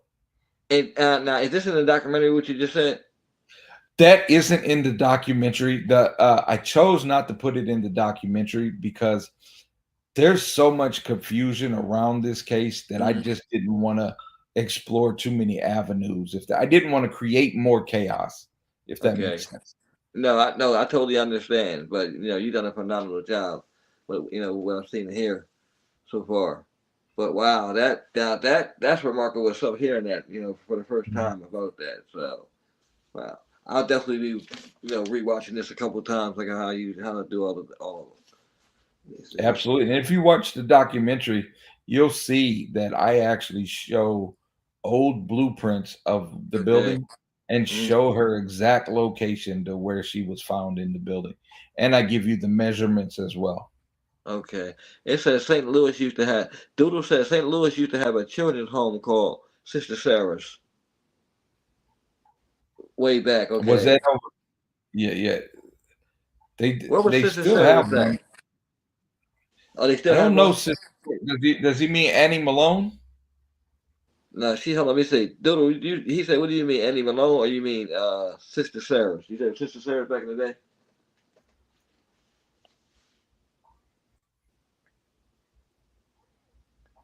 I'm waiting for them to comment now because they were actually wondering if he. Yes, well, okay. Doodle said there was one way back. Let me see. Oh, Yes, it that was might have been over. way He says over by Delmar. over by Del Mar. Yeah. So where I grew up in St. Louis, if he's familiar with St. Louis, I grew up by the Whitewater Tower on Grand and 70. So I was probably 8 to 10 miles away. Okay. So he said it was. Yeah, he said he was 8 to 10 miles away. They were wondering. They were asking me, did you? They wondered, did you know that? But that there was a Sister Sarah, and she said there was a home. Yeah, yes, there was a children's home called Sister Sarah's in St. Louis over there by Delmar. Okay. Del Mar on what? What cross street? What cross street, Doodle, if you can remember? Lisa said she'll be in St. Louis in September. Oh, okay. If she wants to go see the graves or whatever, just let me know. We can meet up and I'll show her. Oh wow, I'd like to see him too. You know what? Absolutely. I told myself I'm going to get some, get some funds up because I'm a regular 9 to 5er. I'll get some funds up. I'll start visiting different places. Yeah, yeah. If you come through, I'll take you to all the sites. I can show you everything. Like I have literally walked these streets, these alleys, these graveyards. Like Wow. I can take you there. Like there isn't anything in my film that I haven't physically seen or done myself. Hmm. That's remarkable too. Another. Okay, Doodle says she's not sure. Hey, Doodle, you can always get back to me. Okay, she said, but I do remember it's by Delmar because my grandma was raised in that home, and she said it was hell there. Oh, I don't doubt that. I've heard a lot of things about. I do know there was one off of St. Charles Rock Road. I don't know the name of it. It was Sister something, uh, which is one of the main streets that goes the same way as Delmar. So I'm not saying I'm not correcting her and saying she's wrong. I'm just saying I know that there were some that were considered quote unquote hell. So I'm 100% believe her. Okay. And do we have any more questions?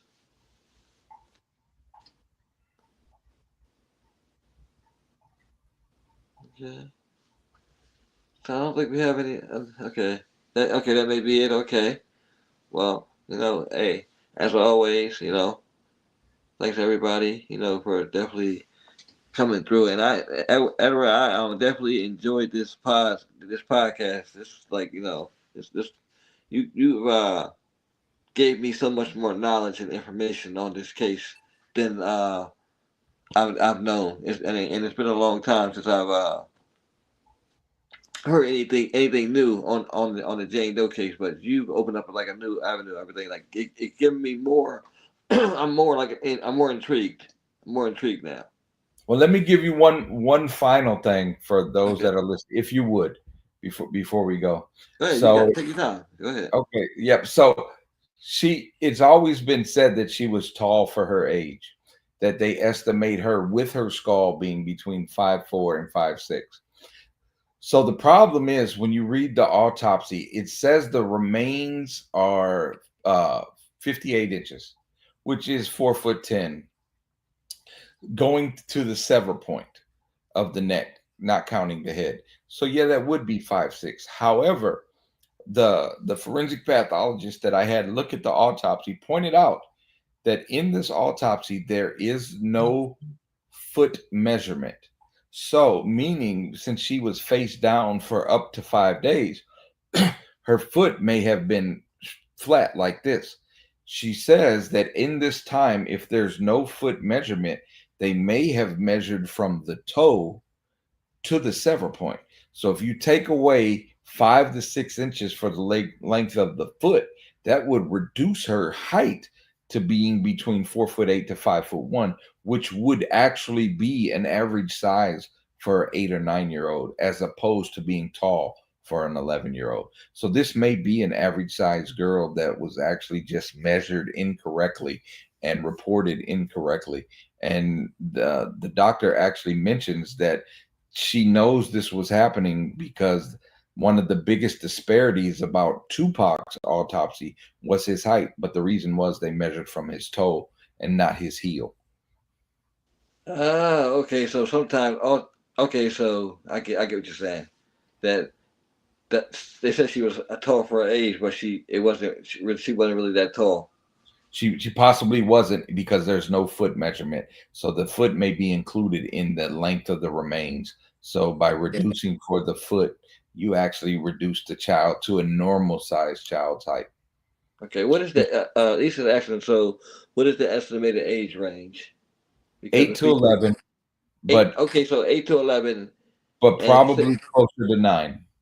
We eight, have eight to to it 11. was oh, I'm sorry. Go ahead. 8 to 11 or close to the 9. Okay. Yeah. So we have to remember in this case, she not only was prepubescent, there were no signs of puberty whatsoever. No hair growth, no no blossoming boobs. I hate to say it that way. I do apologize, but like her breast wasn't developed. There were no signs of puberty whatsoever. Okay. Can anyone look at other autopsies at MA? So I actually was granted permission by the St. Louis Police Department underneath the Sunshine Laws of Missouri to actually be the first outside of law enforcement to get the autopsy. So if you request it and they grant you permission, then yes, you can get those copies. Okay. So you definitely get those copies. Okay. And if you want, I'll send you one over in the next couple of days so you can read the mold report and autopsy and everything. Oh Just yeah, can't you definitely, can't definitely. you Uh, can't post it though, but you can okay, definitely cool. read Okay, thank you. I'm glad you told me that. Okay, so yeah, just it. let me know what I can post because I don't think I've ever done an actual post on St. Louis Jane Doe, so I'll work on that too. Work on because people always ask me all the time to cover it, but I know a little bit about it, but I didn't know as much as I know now. Yeah. Well, let Uh, you want to talk about the rope, or are you ready to get off? yeah, yeah. Matter of fact, yeah. Let's talk about the rope. Okay, we're going to talk Okay. about the rope. Yep. Okay. So the rope was actually a ski braided rope. You hear everywhere that it was a nylon rope. That was just older detectives talking from their youth. But rope was not nylon in 1983. It was polyurethane. So they know it was a polyurethane ski braided rope. And how they know that is the ski braided rope actually has a loop that goes around that's connected to the rope. And that's the first thing that was wrapped around her hand into her sweater. And what they know about the rope is that ropes, now my numbers are going to be off here, but they know that ropes are spun with like 72 yarns of rope to make it. This one was spun 2 yarns short of the normal. And again, my numbers may be off, but I know it was 2 yarns short of what a normal rope is. So they've always held that information, thinking if they could figure out who was making rope too short, then they would know who it was that made the rope. But they've never been able to make that connection. The rope is in between 6 to 10 feet. There are no distinguishing knots. If you look at the pictures, it's basically just wrapped around her hands. So they believe that the rope at this point in the pictures, when they discover the body, is just for transport so that they won't be loose. However, if you watch the film, the doctor goes into that the reason that the rope was used behind her was as he was raping her, he could restrict her breathing to by pulling her arms up. So he it would be like a form of controlling the child as she's trying to get out. So he would restrict her breathing. That's why she was tied behind her back. Tell you something, the doctor pointed out that the police did not know until my doctor looked at this, which I thought was amazing. They actually asked me for a copy of her interview. And that is, she pointed out to them that even though they've had this case for over 40 years and never had the head, never found the head, she pointed out to them that the child was beaten in the face because it's always been reported there were no other signs of abuse. And she's like, well, no, this child was beaten in the face. So they then ask, how does she know that the child was beaten in the face? This is what she points out. In the autopsy that was done in 1983, it lists scant amount of blood in the stomach as well as aspirated blood in the lungs. The doctor pointed Wow. out that she had to be struck in the mouth or nose while alive and swallowed that blood for it to be in her system. So she was beaten in the face when she was alive. Mm, mm, mm, mm. And to So, me, that's amazing that a doctor could point that out without a head. You know what I mean? Like that's crazy to me. now one of my biggest questions that I wanted to ask about, how about I forget about this case? I just forgot that quick. It was something on the tip of my tongue. It was like an important question until I can't even think. Oh, I know what I'm gonna ask. Now, do they think she was killed there, or was she dumped there? Just dumped there? It was a dumping site. She Okay, was it was a killed dumping site. elsewhere. They know Okay. that for the lack of blood at the scene. So the only blood I'll show in the film is actually a couple of little marks on a wall inside a doorway. There's no blood on the stairs. There's not even really blood underneath her. There's a little bit of blood that's on a board that was underneath her. And I actually showed that board and that blood in the film. Okay. Gabby says the man responsible is a monster, and there's just no way someone like that didn't go on to do it again. I agree. I don't I think, agree. like he said, they think it was somebody who did it their first time. I think this is just like a warm up, and then Mhm. they did it again.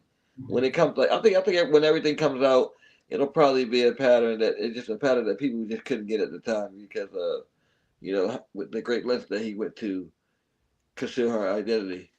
Absolutely. Look at the number, the massive number of old untested rape kits that are out there. And there's serial rapists that could have been caught years ago, but nobody was ever processing the rape kits. Like it's crazy. Tens of I agree. thousands. I said that in our town too, Delaware. We have a lot of cold cases too. We're a small town, in Wilmington, Delaware. Mhm. So we have a backlog. At one time we didn't have anybody. Then the medical examiner had got in trouble. It was a big mess down here. Probably a couple of years back, but I still don't think they seem to think that they got anything better. I mean, good because we only have like basically one coroner that can show up. So if there's three people that are killed in different parts of the state, that one coroner is going to visit each one of those. There's no multiple. Can I tell you something that's going to blow your mind? What's that? So in doing research, Mm-hmm. do you know a coroner doesn't even have to be a doctor?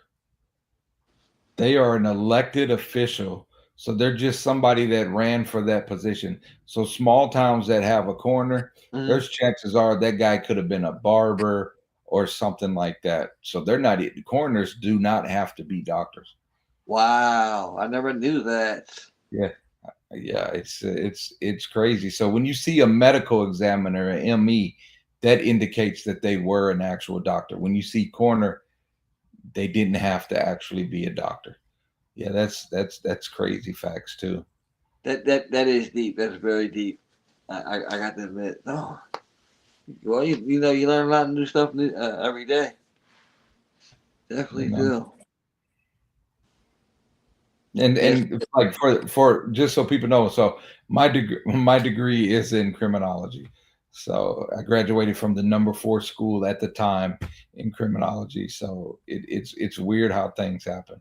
Like have you ever been in a situation where you just know you were meant to do something? Yes. I Doing can this right. Yep. Doing this So right here.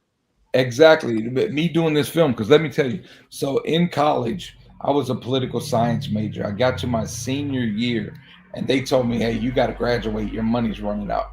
I didn't even know money could run out. You know what I mean? So I'm like, Uh, okay. So I hadn't taken a foreign language up to that point.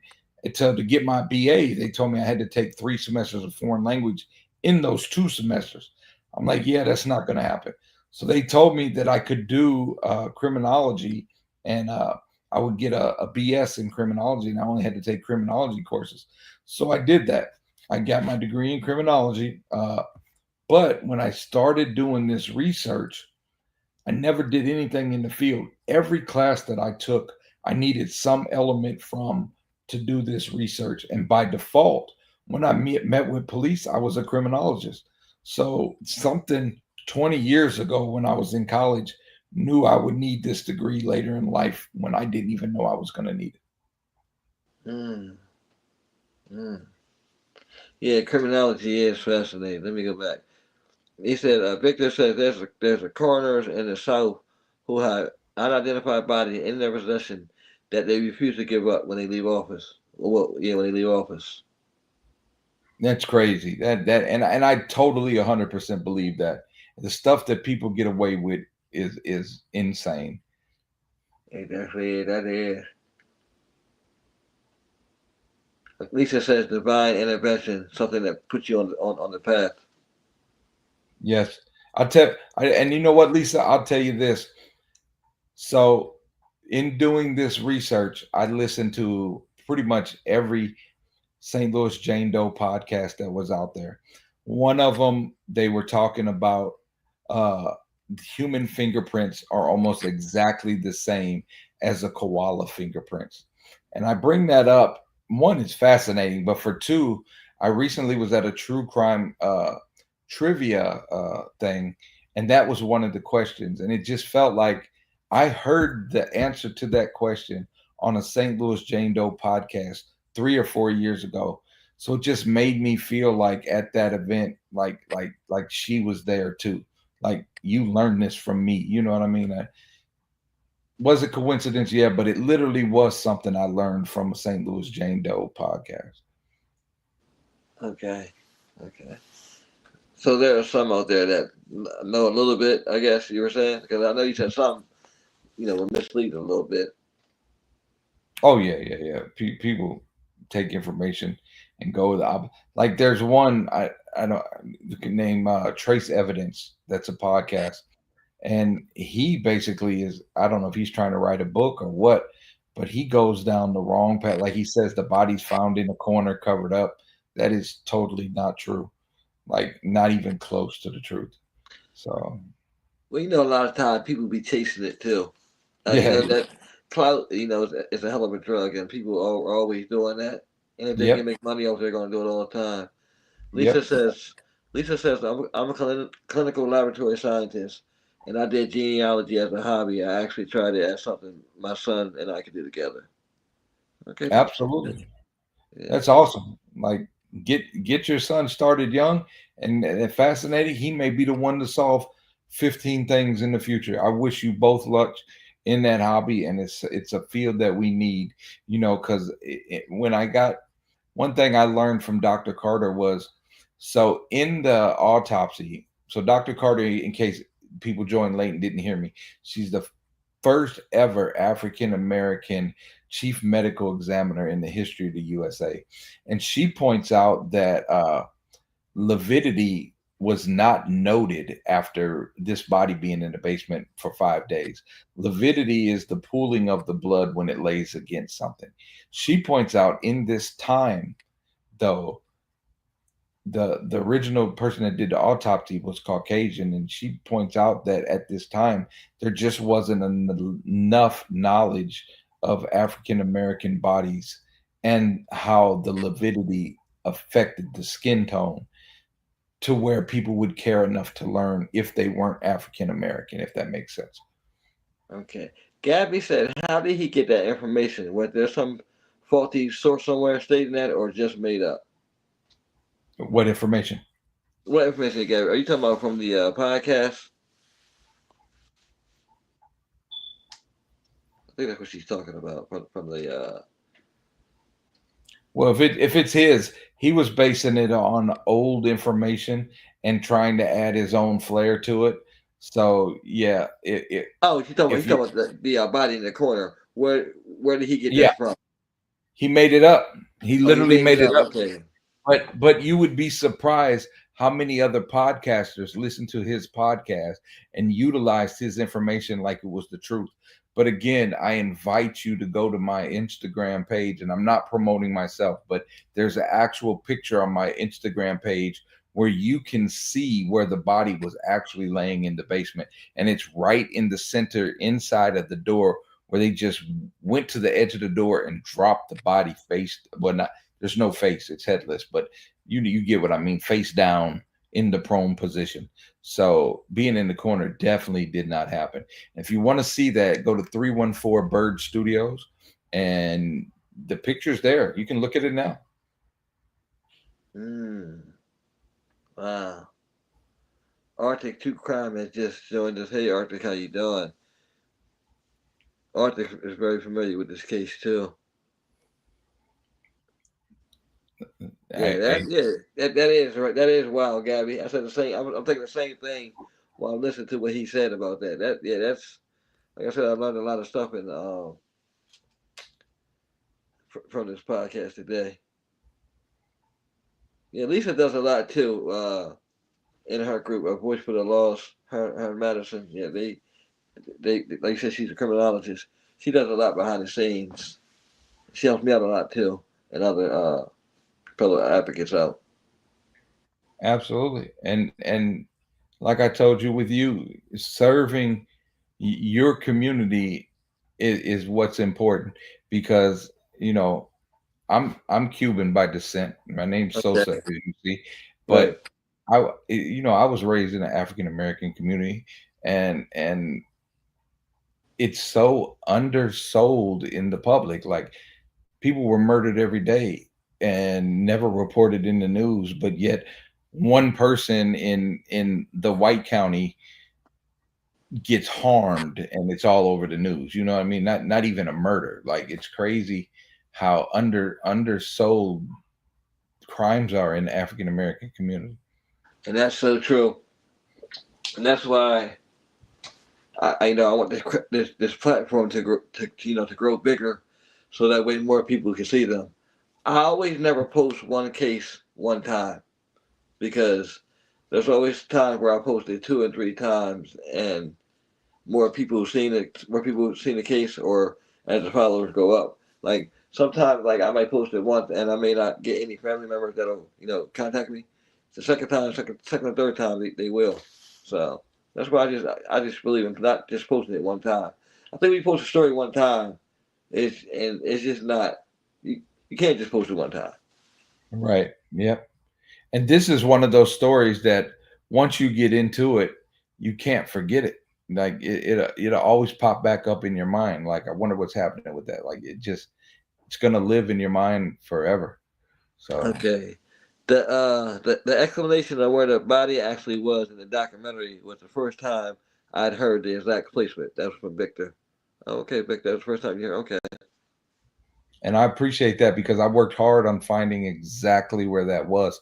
And when I was lining that up, the location, I not only had the picture, I was going back and forth with the actual placement on that blueprint with the, the the detective that was on the case. So where you see that lined up was approved by the St. Louis Homicide Department. Mm, got it all in there. Yep.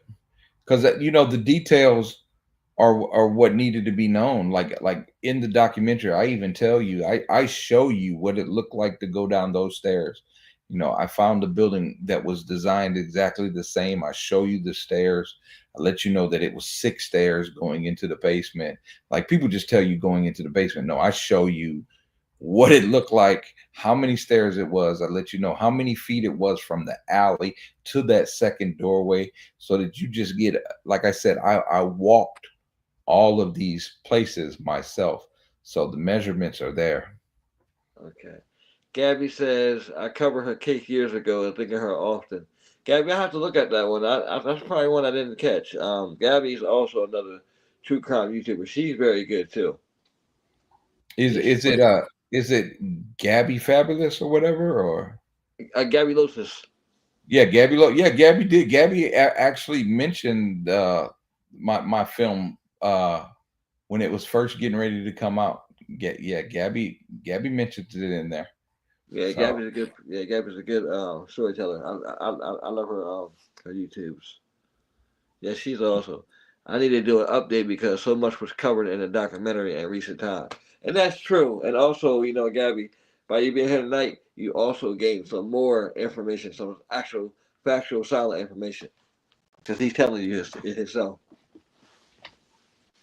and like I told you, anything a podcaster that they don't believe in, hit me up. I will show you the evidence. Like I want this to be put direction so that we get solved. And it just hurts when I work hard to go one direction and then you get other podcasts that listen to old podcasters or just do shoddy research and they regurgitate bad information. So, but I can tell you, like Gabby should be able to tell you. I've went it through her comments that some people were saying, and I try to keep them updated on the more recent stuff. Gabby does a great job of that too. She lets them know, like, hey, this is who I've talked to. This is what's going on. It's like she did a good job of covering that. And when she did her episode, it was in her December, I believe, and like my film hadn't came out yet. When I told you I did the YouTube video with 30,000 views, that's what she covered. The actual documentary that went into 2 hours, that hadn't came out yet. So that had more details than she had known about at that time. Mm, mm. You hear that, Gabby? It's time for an update. Lisa said it. Yes, it's time for an update. So we ain't gonna rush you, but it's definitely time for an update. Yeah, she definitely blushing she's blushing. Chris just came to the. Hey, Chris, how you doing? Chris, do you have any questions?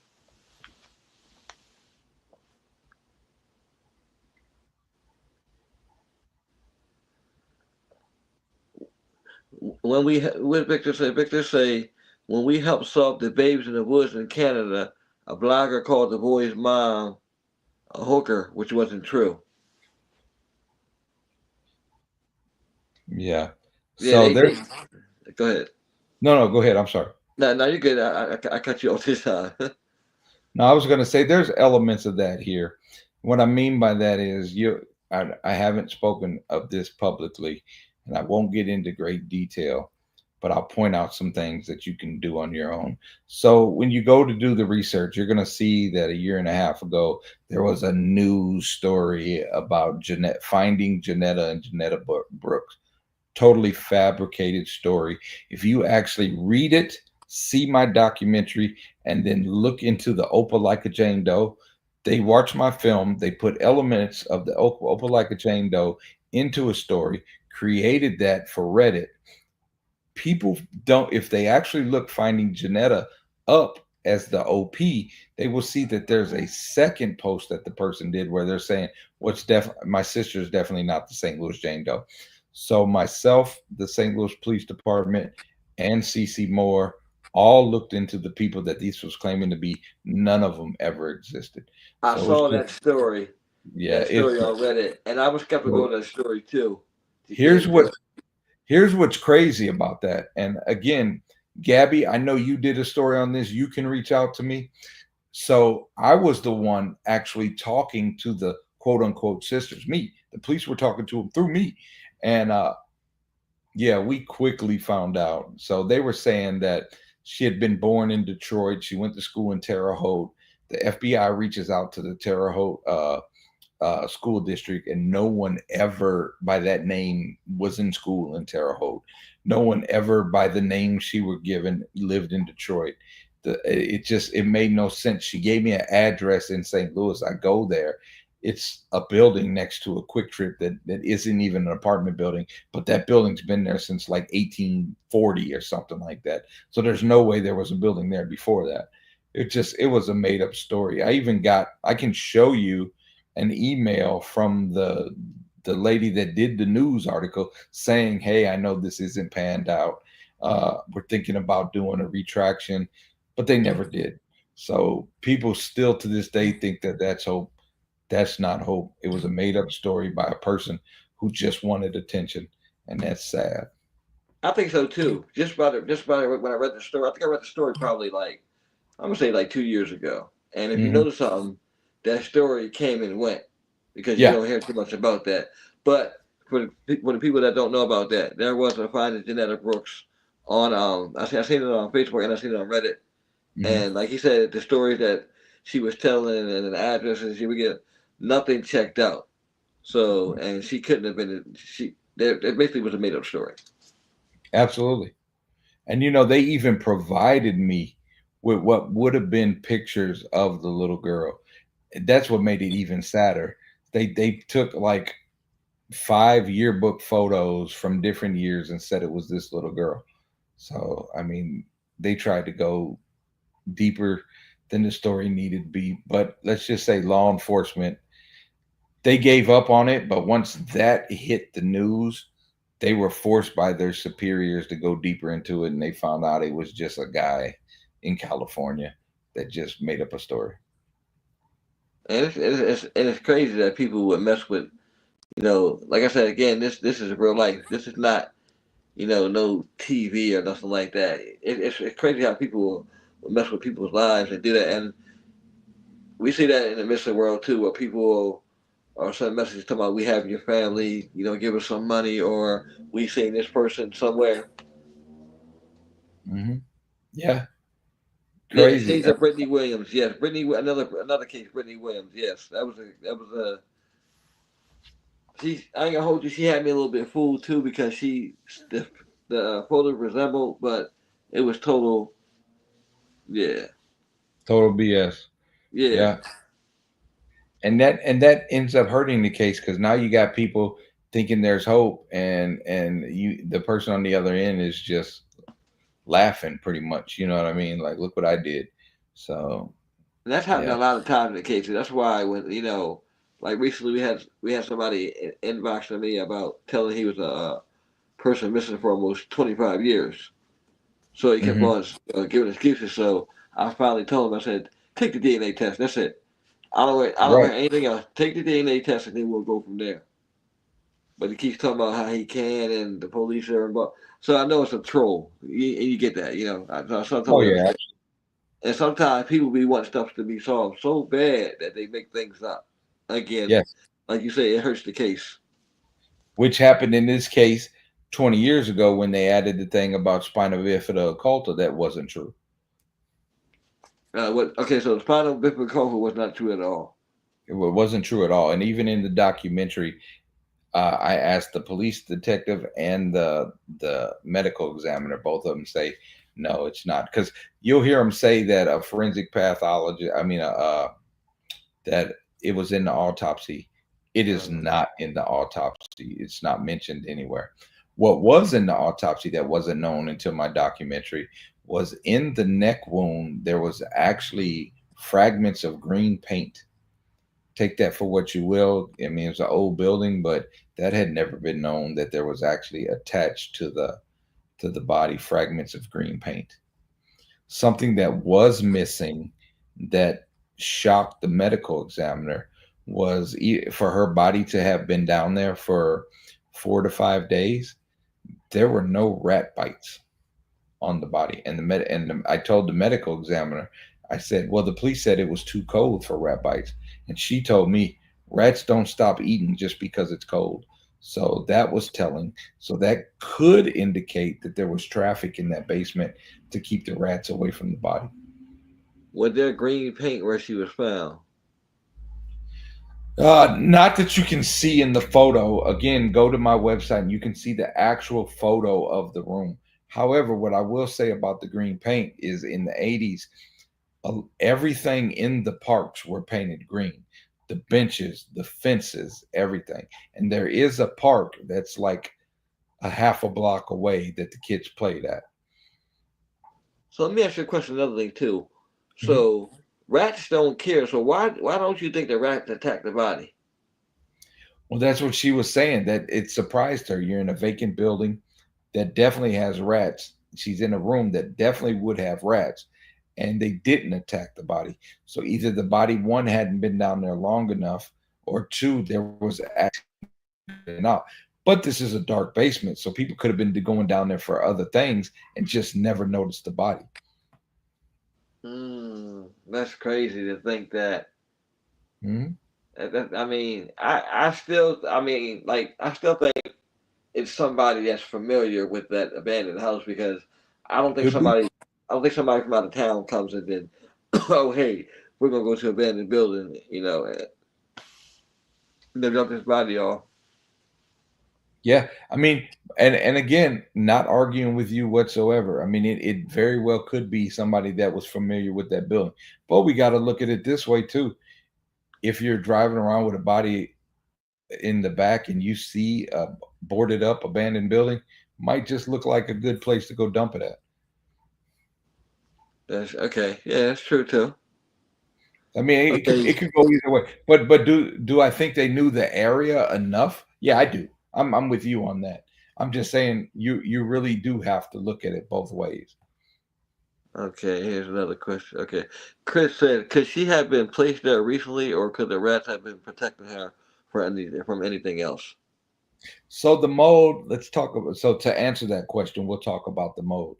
So when what they did was they went to the botanical garden and asked them, could they regrow this type of mold and what would the conditions be and the length of time?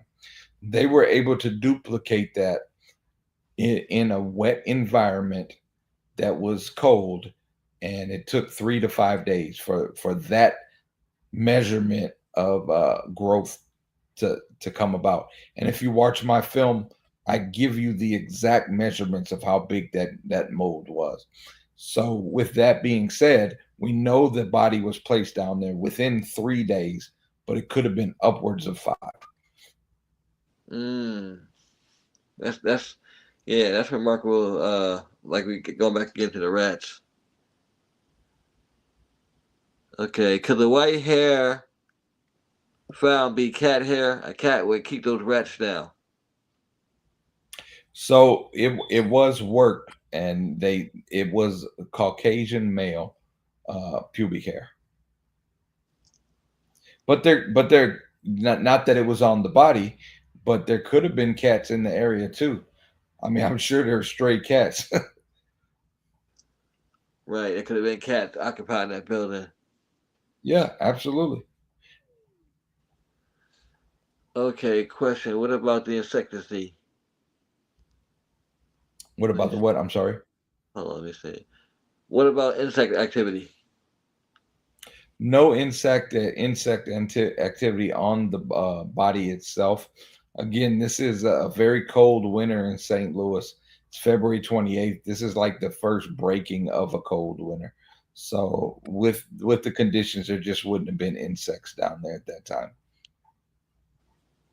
Now there was washerwoman syndrome on the body, meaning she was submerged in water for some point to create that type of wrinkling on the hands, and also skin. She was there long enough that skin slippage had began through her body, and I do show pictures of that showing her morgue photo of her knees.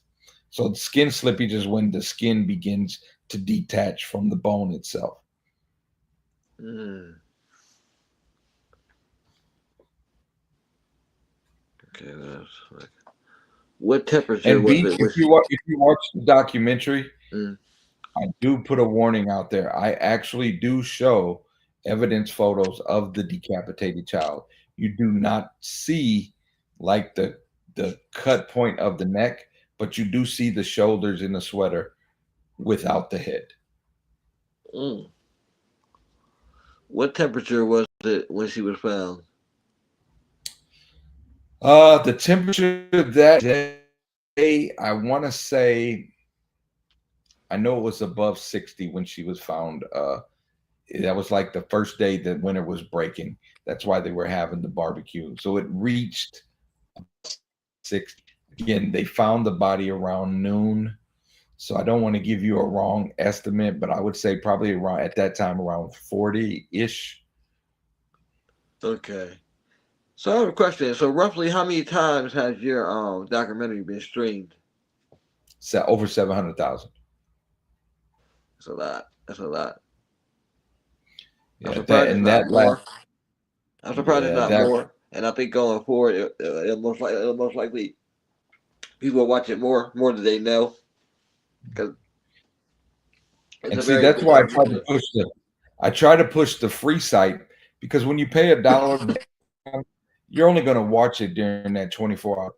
But if you watch it free, you can watch it over and over and get the details. You know what I mean? And to me, like I said, I don't really care. I just want the information out there. So watch it wherever you can. Right. Okay. Let me see. If we go to Chris, he says, "How many times were the cops called to that building? Do you know of?" So I can tell you this in finding footage from the news to that building, I was able to find uh, a few, like three different instances that they were at that building for something, whether it be the news was recording the police there for a car parked in the back that had no wheels to the front. Uh, so there was quite a bit that they were called there. Now the building itself, all the way around, was locked up except for the back. They couldn't get upstairs in the back because the steps are collapsed. You can see that in the film, but the only entrance was that back door to the basement. Also, what people don't realize is there was actually a building right next door to that that had people living in it. And the neighborhood candy lady actually lived right next door. So kids were in that area going to the house right next door buying candy. Mm. Gabby Lowe says, "This was a girl around 9. She would have been in school. How can that go unnoticed? That's what I think about." Well, I can point out some instances there for you, just things that came up during my research. So at this time, families, both white and African American, would hide their family members with disabilities. So if this was a slow person, there's chances are she didn't go to school. She just stayed home. If we want to point that direction and things that could point towards this being a slow person, the sweater not having a label in it, yeah, we look at that as thinking they were hiding the label because they don't want you to know who the sweater is. However, a high number of children with autism do not like labels touching their skin, and they actually cut it out of their shirts. So that's a possibility. Another one is this could be a military child. So, yeah, military children go in and out of military bases, and people don't know how long they're going to be there, where they're going. So, if this was a guy in the military and he killed his daughter, let's say, and then he just up and went to another military base, no one would question that child disappearing. That's true. That's so true because there was a case in Germany years ago. African American guy. He supposedly had killed his wife and two kids, and they Mhm. went missing, and they never found the bodies. And I think they looked into the case probably like they went straight to it. They didn't even investigate the case, and this guy lived his whole life. He's still living, I believe. He's still living, and this girl and her two kids are still missing. Like they never really did anything on the case. Mm. It's Crazy. Crazy. It could have been also migrant workers. Yeah, could have been migrant workers. This could have been a love child. This could have been somebody homeschooled. This could have been somebody that just went to school somewhere else, but family just moved here and she hadn't been enrolled yet. I mean, there's quite a bit of things. I mean, we got to think about February. The end of the first semester was probably right after Christmas or around Christmas sometimes. So if the family moved, even though this would be a grade school child, that's still like the middle of the year. So they probably were trying to enroll her. Yeah. Her DNA relatives weren't recent migrants though. No, she was African American. She's African American. Okay. Yep. And there's no way that this has been looked at on several ends, and no one believes that this is like a ritual killing or anything like that. This isn't a sacrifice. There are no indications to that. The only thing that put people's mind there is the body was completely drained of blood. Okay. So, but this could be a trucker that killed the victim in Ohio and it was bleeding out all the way here. You know what I mean? Like there, or he could have killed the person and the body bled out while he was trying to figure out what to do in the tub. Now again, we have to remember that the meat cleaver actually had cut animal byproduct before. So he could have did this at like a butcher house and she bled out on the floor there and they never would even know. But a couple of elements to tie together, just another avenue or rabbit hole to go down is you're looking at ski braided rope. You're looking at a hatchet that cut animal meat prior to cutting this neck. This could be a hunter. This could be somebody that likes outdoor activity. You know what I Lisa mean? just said that. Lisa said it could be a hunter. Yeah, absolutely. 100%. And what is the name of the fungus? It starts with a T. Let me see if I can pull it up real quick. Let me grab my phone. And Could just be a sicko. Yeah, yeah, that too. it could just be a sickle. Absolutely. It's 100%. just so many avenues to this. Yep. Wait, is this near? Wait, what is she saying? Hold on. Is this was this near Willie Childs was arrested for rape in 1983? When what child was? It was Willie Childs. Was this when he was arrested in 1983? Willie Childs. I think I remember hearing that story about Willie Childs. I'm not familiar with Willie Childs. Okay. He's not familiar with Willie Childs. Okay, so here's the point about that.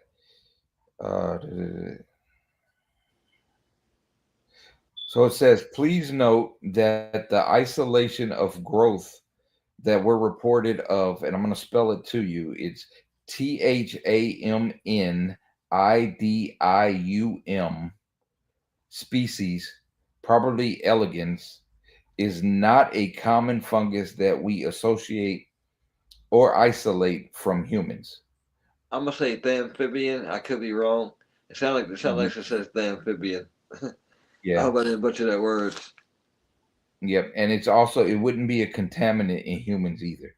So it also says right here, it may have well be that the source of the fungus may have come from the instrument, i.e., cleaver, used to decapitate the girl. It should be noted that the fungus has been reported isolated from meat and animal products.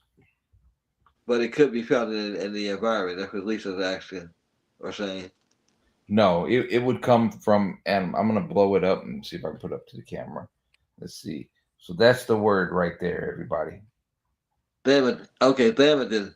Damn it. No, I'm not gonna try it. And yeah, so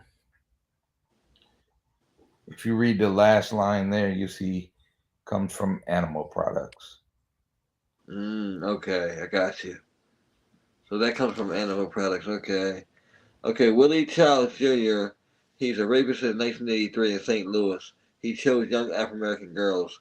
Doodle, was this the guy who I think his girlfriend's daughter or niece or something also went missing? And they tried to connect it to the St. Louis J. Doe, if I'm correct. I'm not familiar with that case personally. Okay.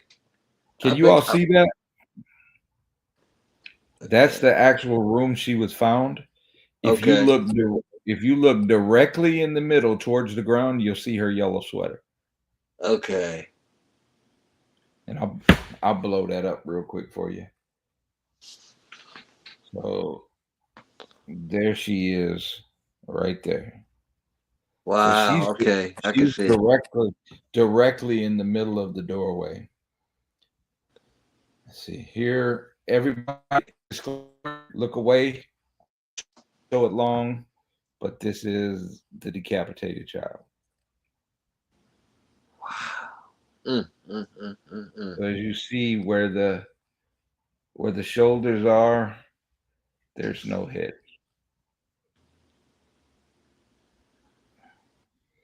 Mm. If you want to see the only amount of blood that was found in this building is what you see on the wall right there. No other blood anywhere. I see the little trinkets right there on the left side, but you, like you said, you don't see none on the Yep. right side. Like they bumped up against the wall or something. And this is the actual doorway the day the body was discovered. So that's the actual doorway down. Oh Like wow. these are actual evidence photos.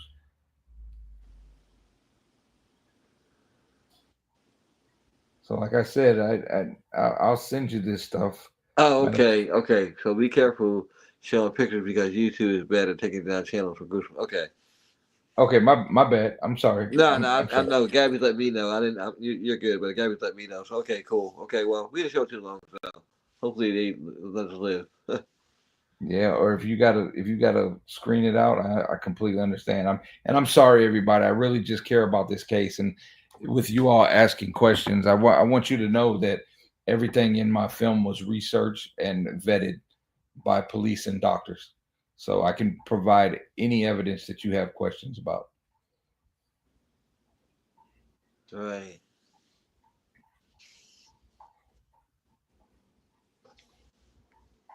Mhm.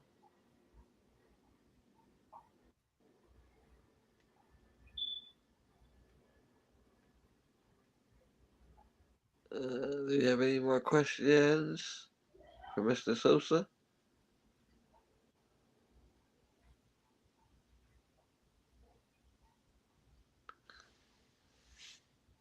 I think we might be out of questions. Hold on. So, hey, if you get any that come that people want to answer to, just shoot them to me. I surely Um, will. But I surely will. Okay, Lisa says she's going to reach out about the fungus. yeah, absolutely. Tell it if she I can screen. I won't send the entire mold report, but I have no problem screenshotting that section and sending it to you, Lisa, so you can read it for yourself. Or if you know about it, please share that with me. Okay. There have been flooding in that area winter. Has been. Oh, okay. I'm actually okay. He's asking, had there been flooding in the area that winter? Uh, Again, I'm an 8 or 9 year old child. Not that I remember. I will say that the winter the year before was the worst winter in St. Louis history. So the one in February of '82, it was like 3 feet deep or something like that. It was like the worst winter ever. And I only mentioned that with them bringing it up because the sediments in that snow and water after that could have led to why some of the sediments in her body read from other places. Okay, Lisa, I'm a microbiologist. Okay. So, with Lisa, would you agree about that coming from animal byproduct? Then that type of fungus.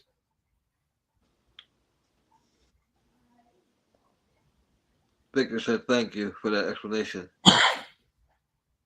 Okay, I don't do much mycology, but it looks like the actual use that the fungus aids tenderizes meat. Yep, which is what that says too. Absolutely. Okay, and what about the fingerprints? Marvin So finger. we right. So her fingerprints were put into a system, and I lived in St. Louis at the time. Because of her, the next year we were all going to the mall doing our fingerprints. So at this time, with her being a child, even if she was at the age of 11, they just weren't fingerprinting children. So her fingerprints and footprints are on file, but have never matched anything.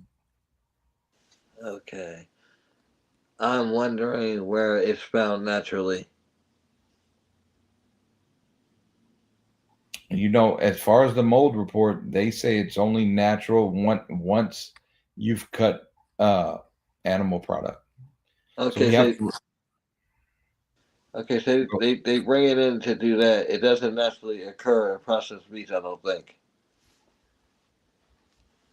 Yeah, me and Lisa saying the same thing. Okay, I got you. I got what you said. Yep, Okay, yep. right. Okay, Lisa. So you guys are on page. She's gonna hit you up about that. Okay. All right. So again, I want to thank everybody for coming. This has been the podcast on the St. Louis Jane Doe. Edward Bird Sosa he was here to talk about his documentary Precious Hope and also the case. The case has been unsolved. Like she's been unidentified for 4 decades, 42 years, and the more information that's getting put forward now, hopefully it'll lead to her being identified sometime this year or sometime soon. I want to thank you again for coming.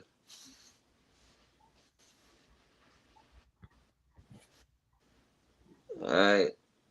Okay, that brings that down. Okay. Okay. All right. Thank you so much for coming on, and you have a good night. You too. Everybody take care. All right. Good night.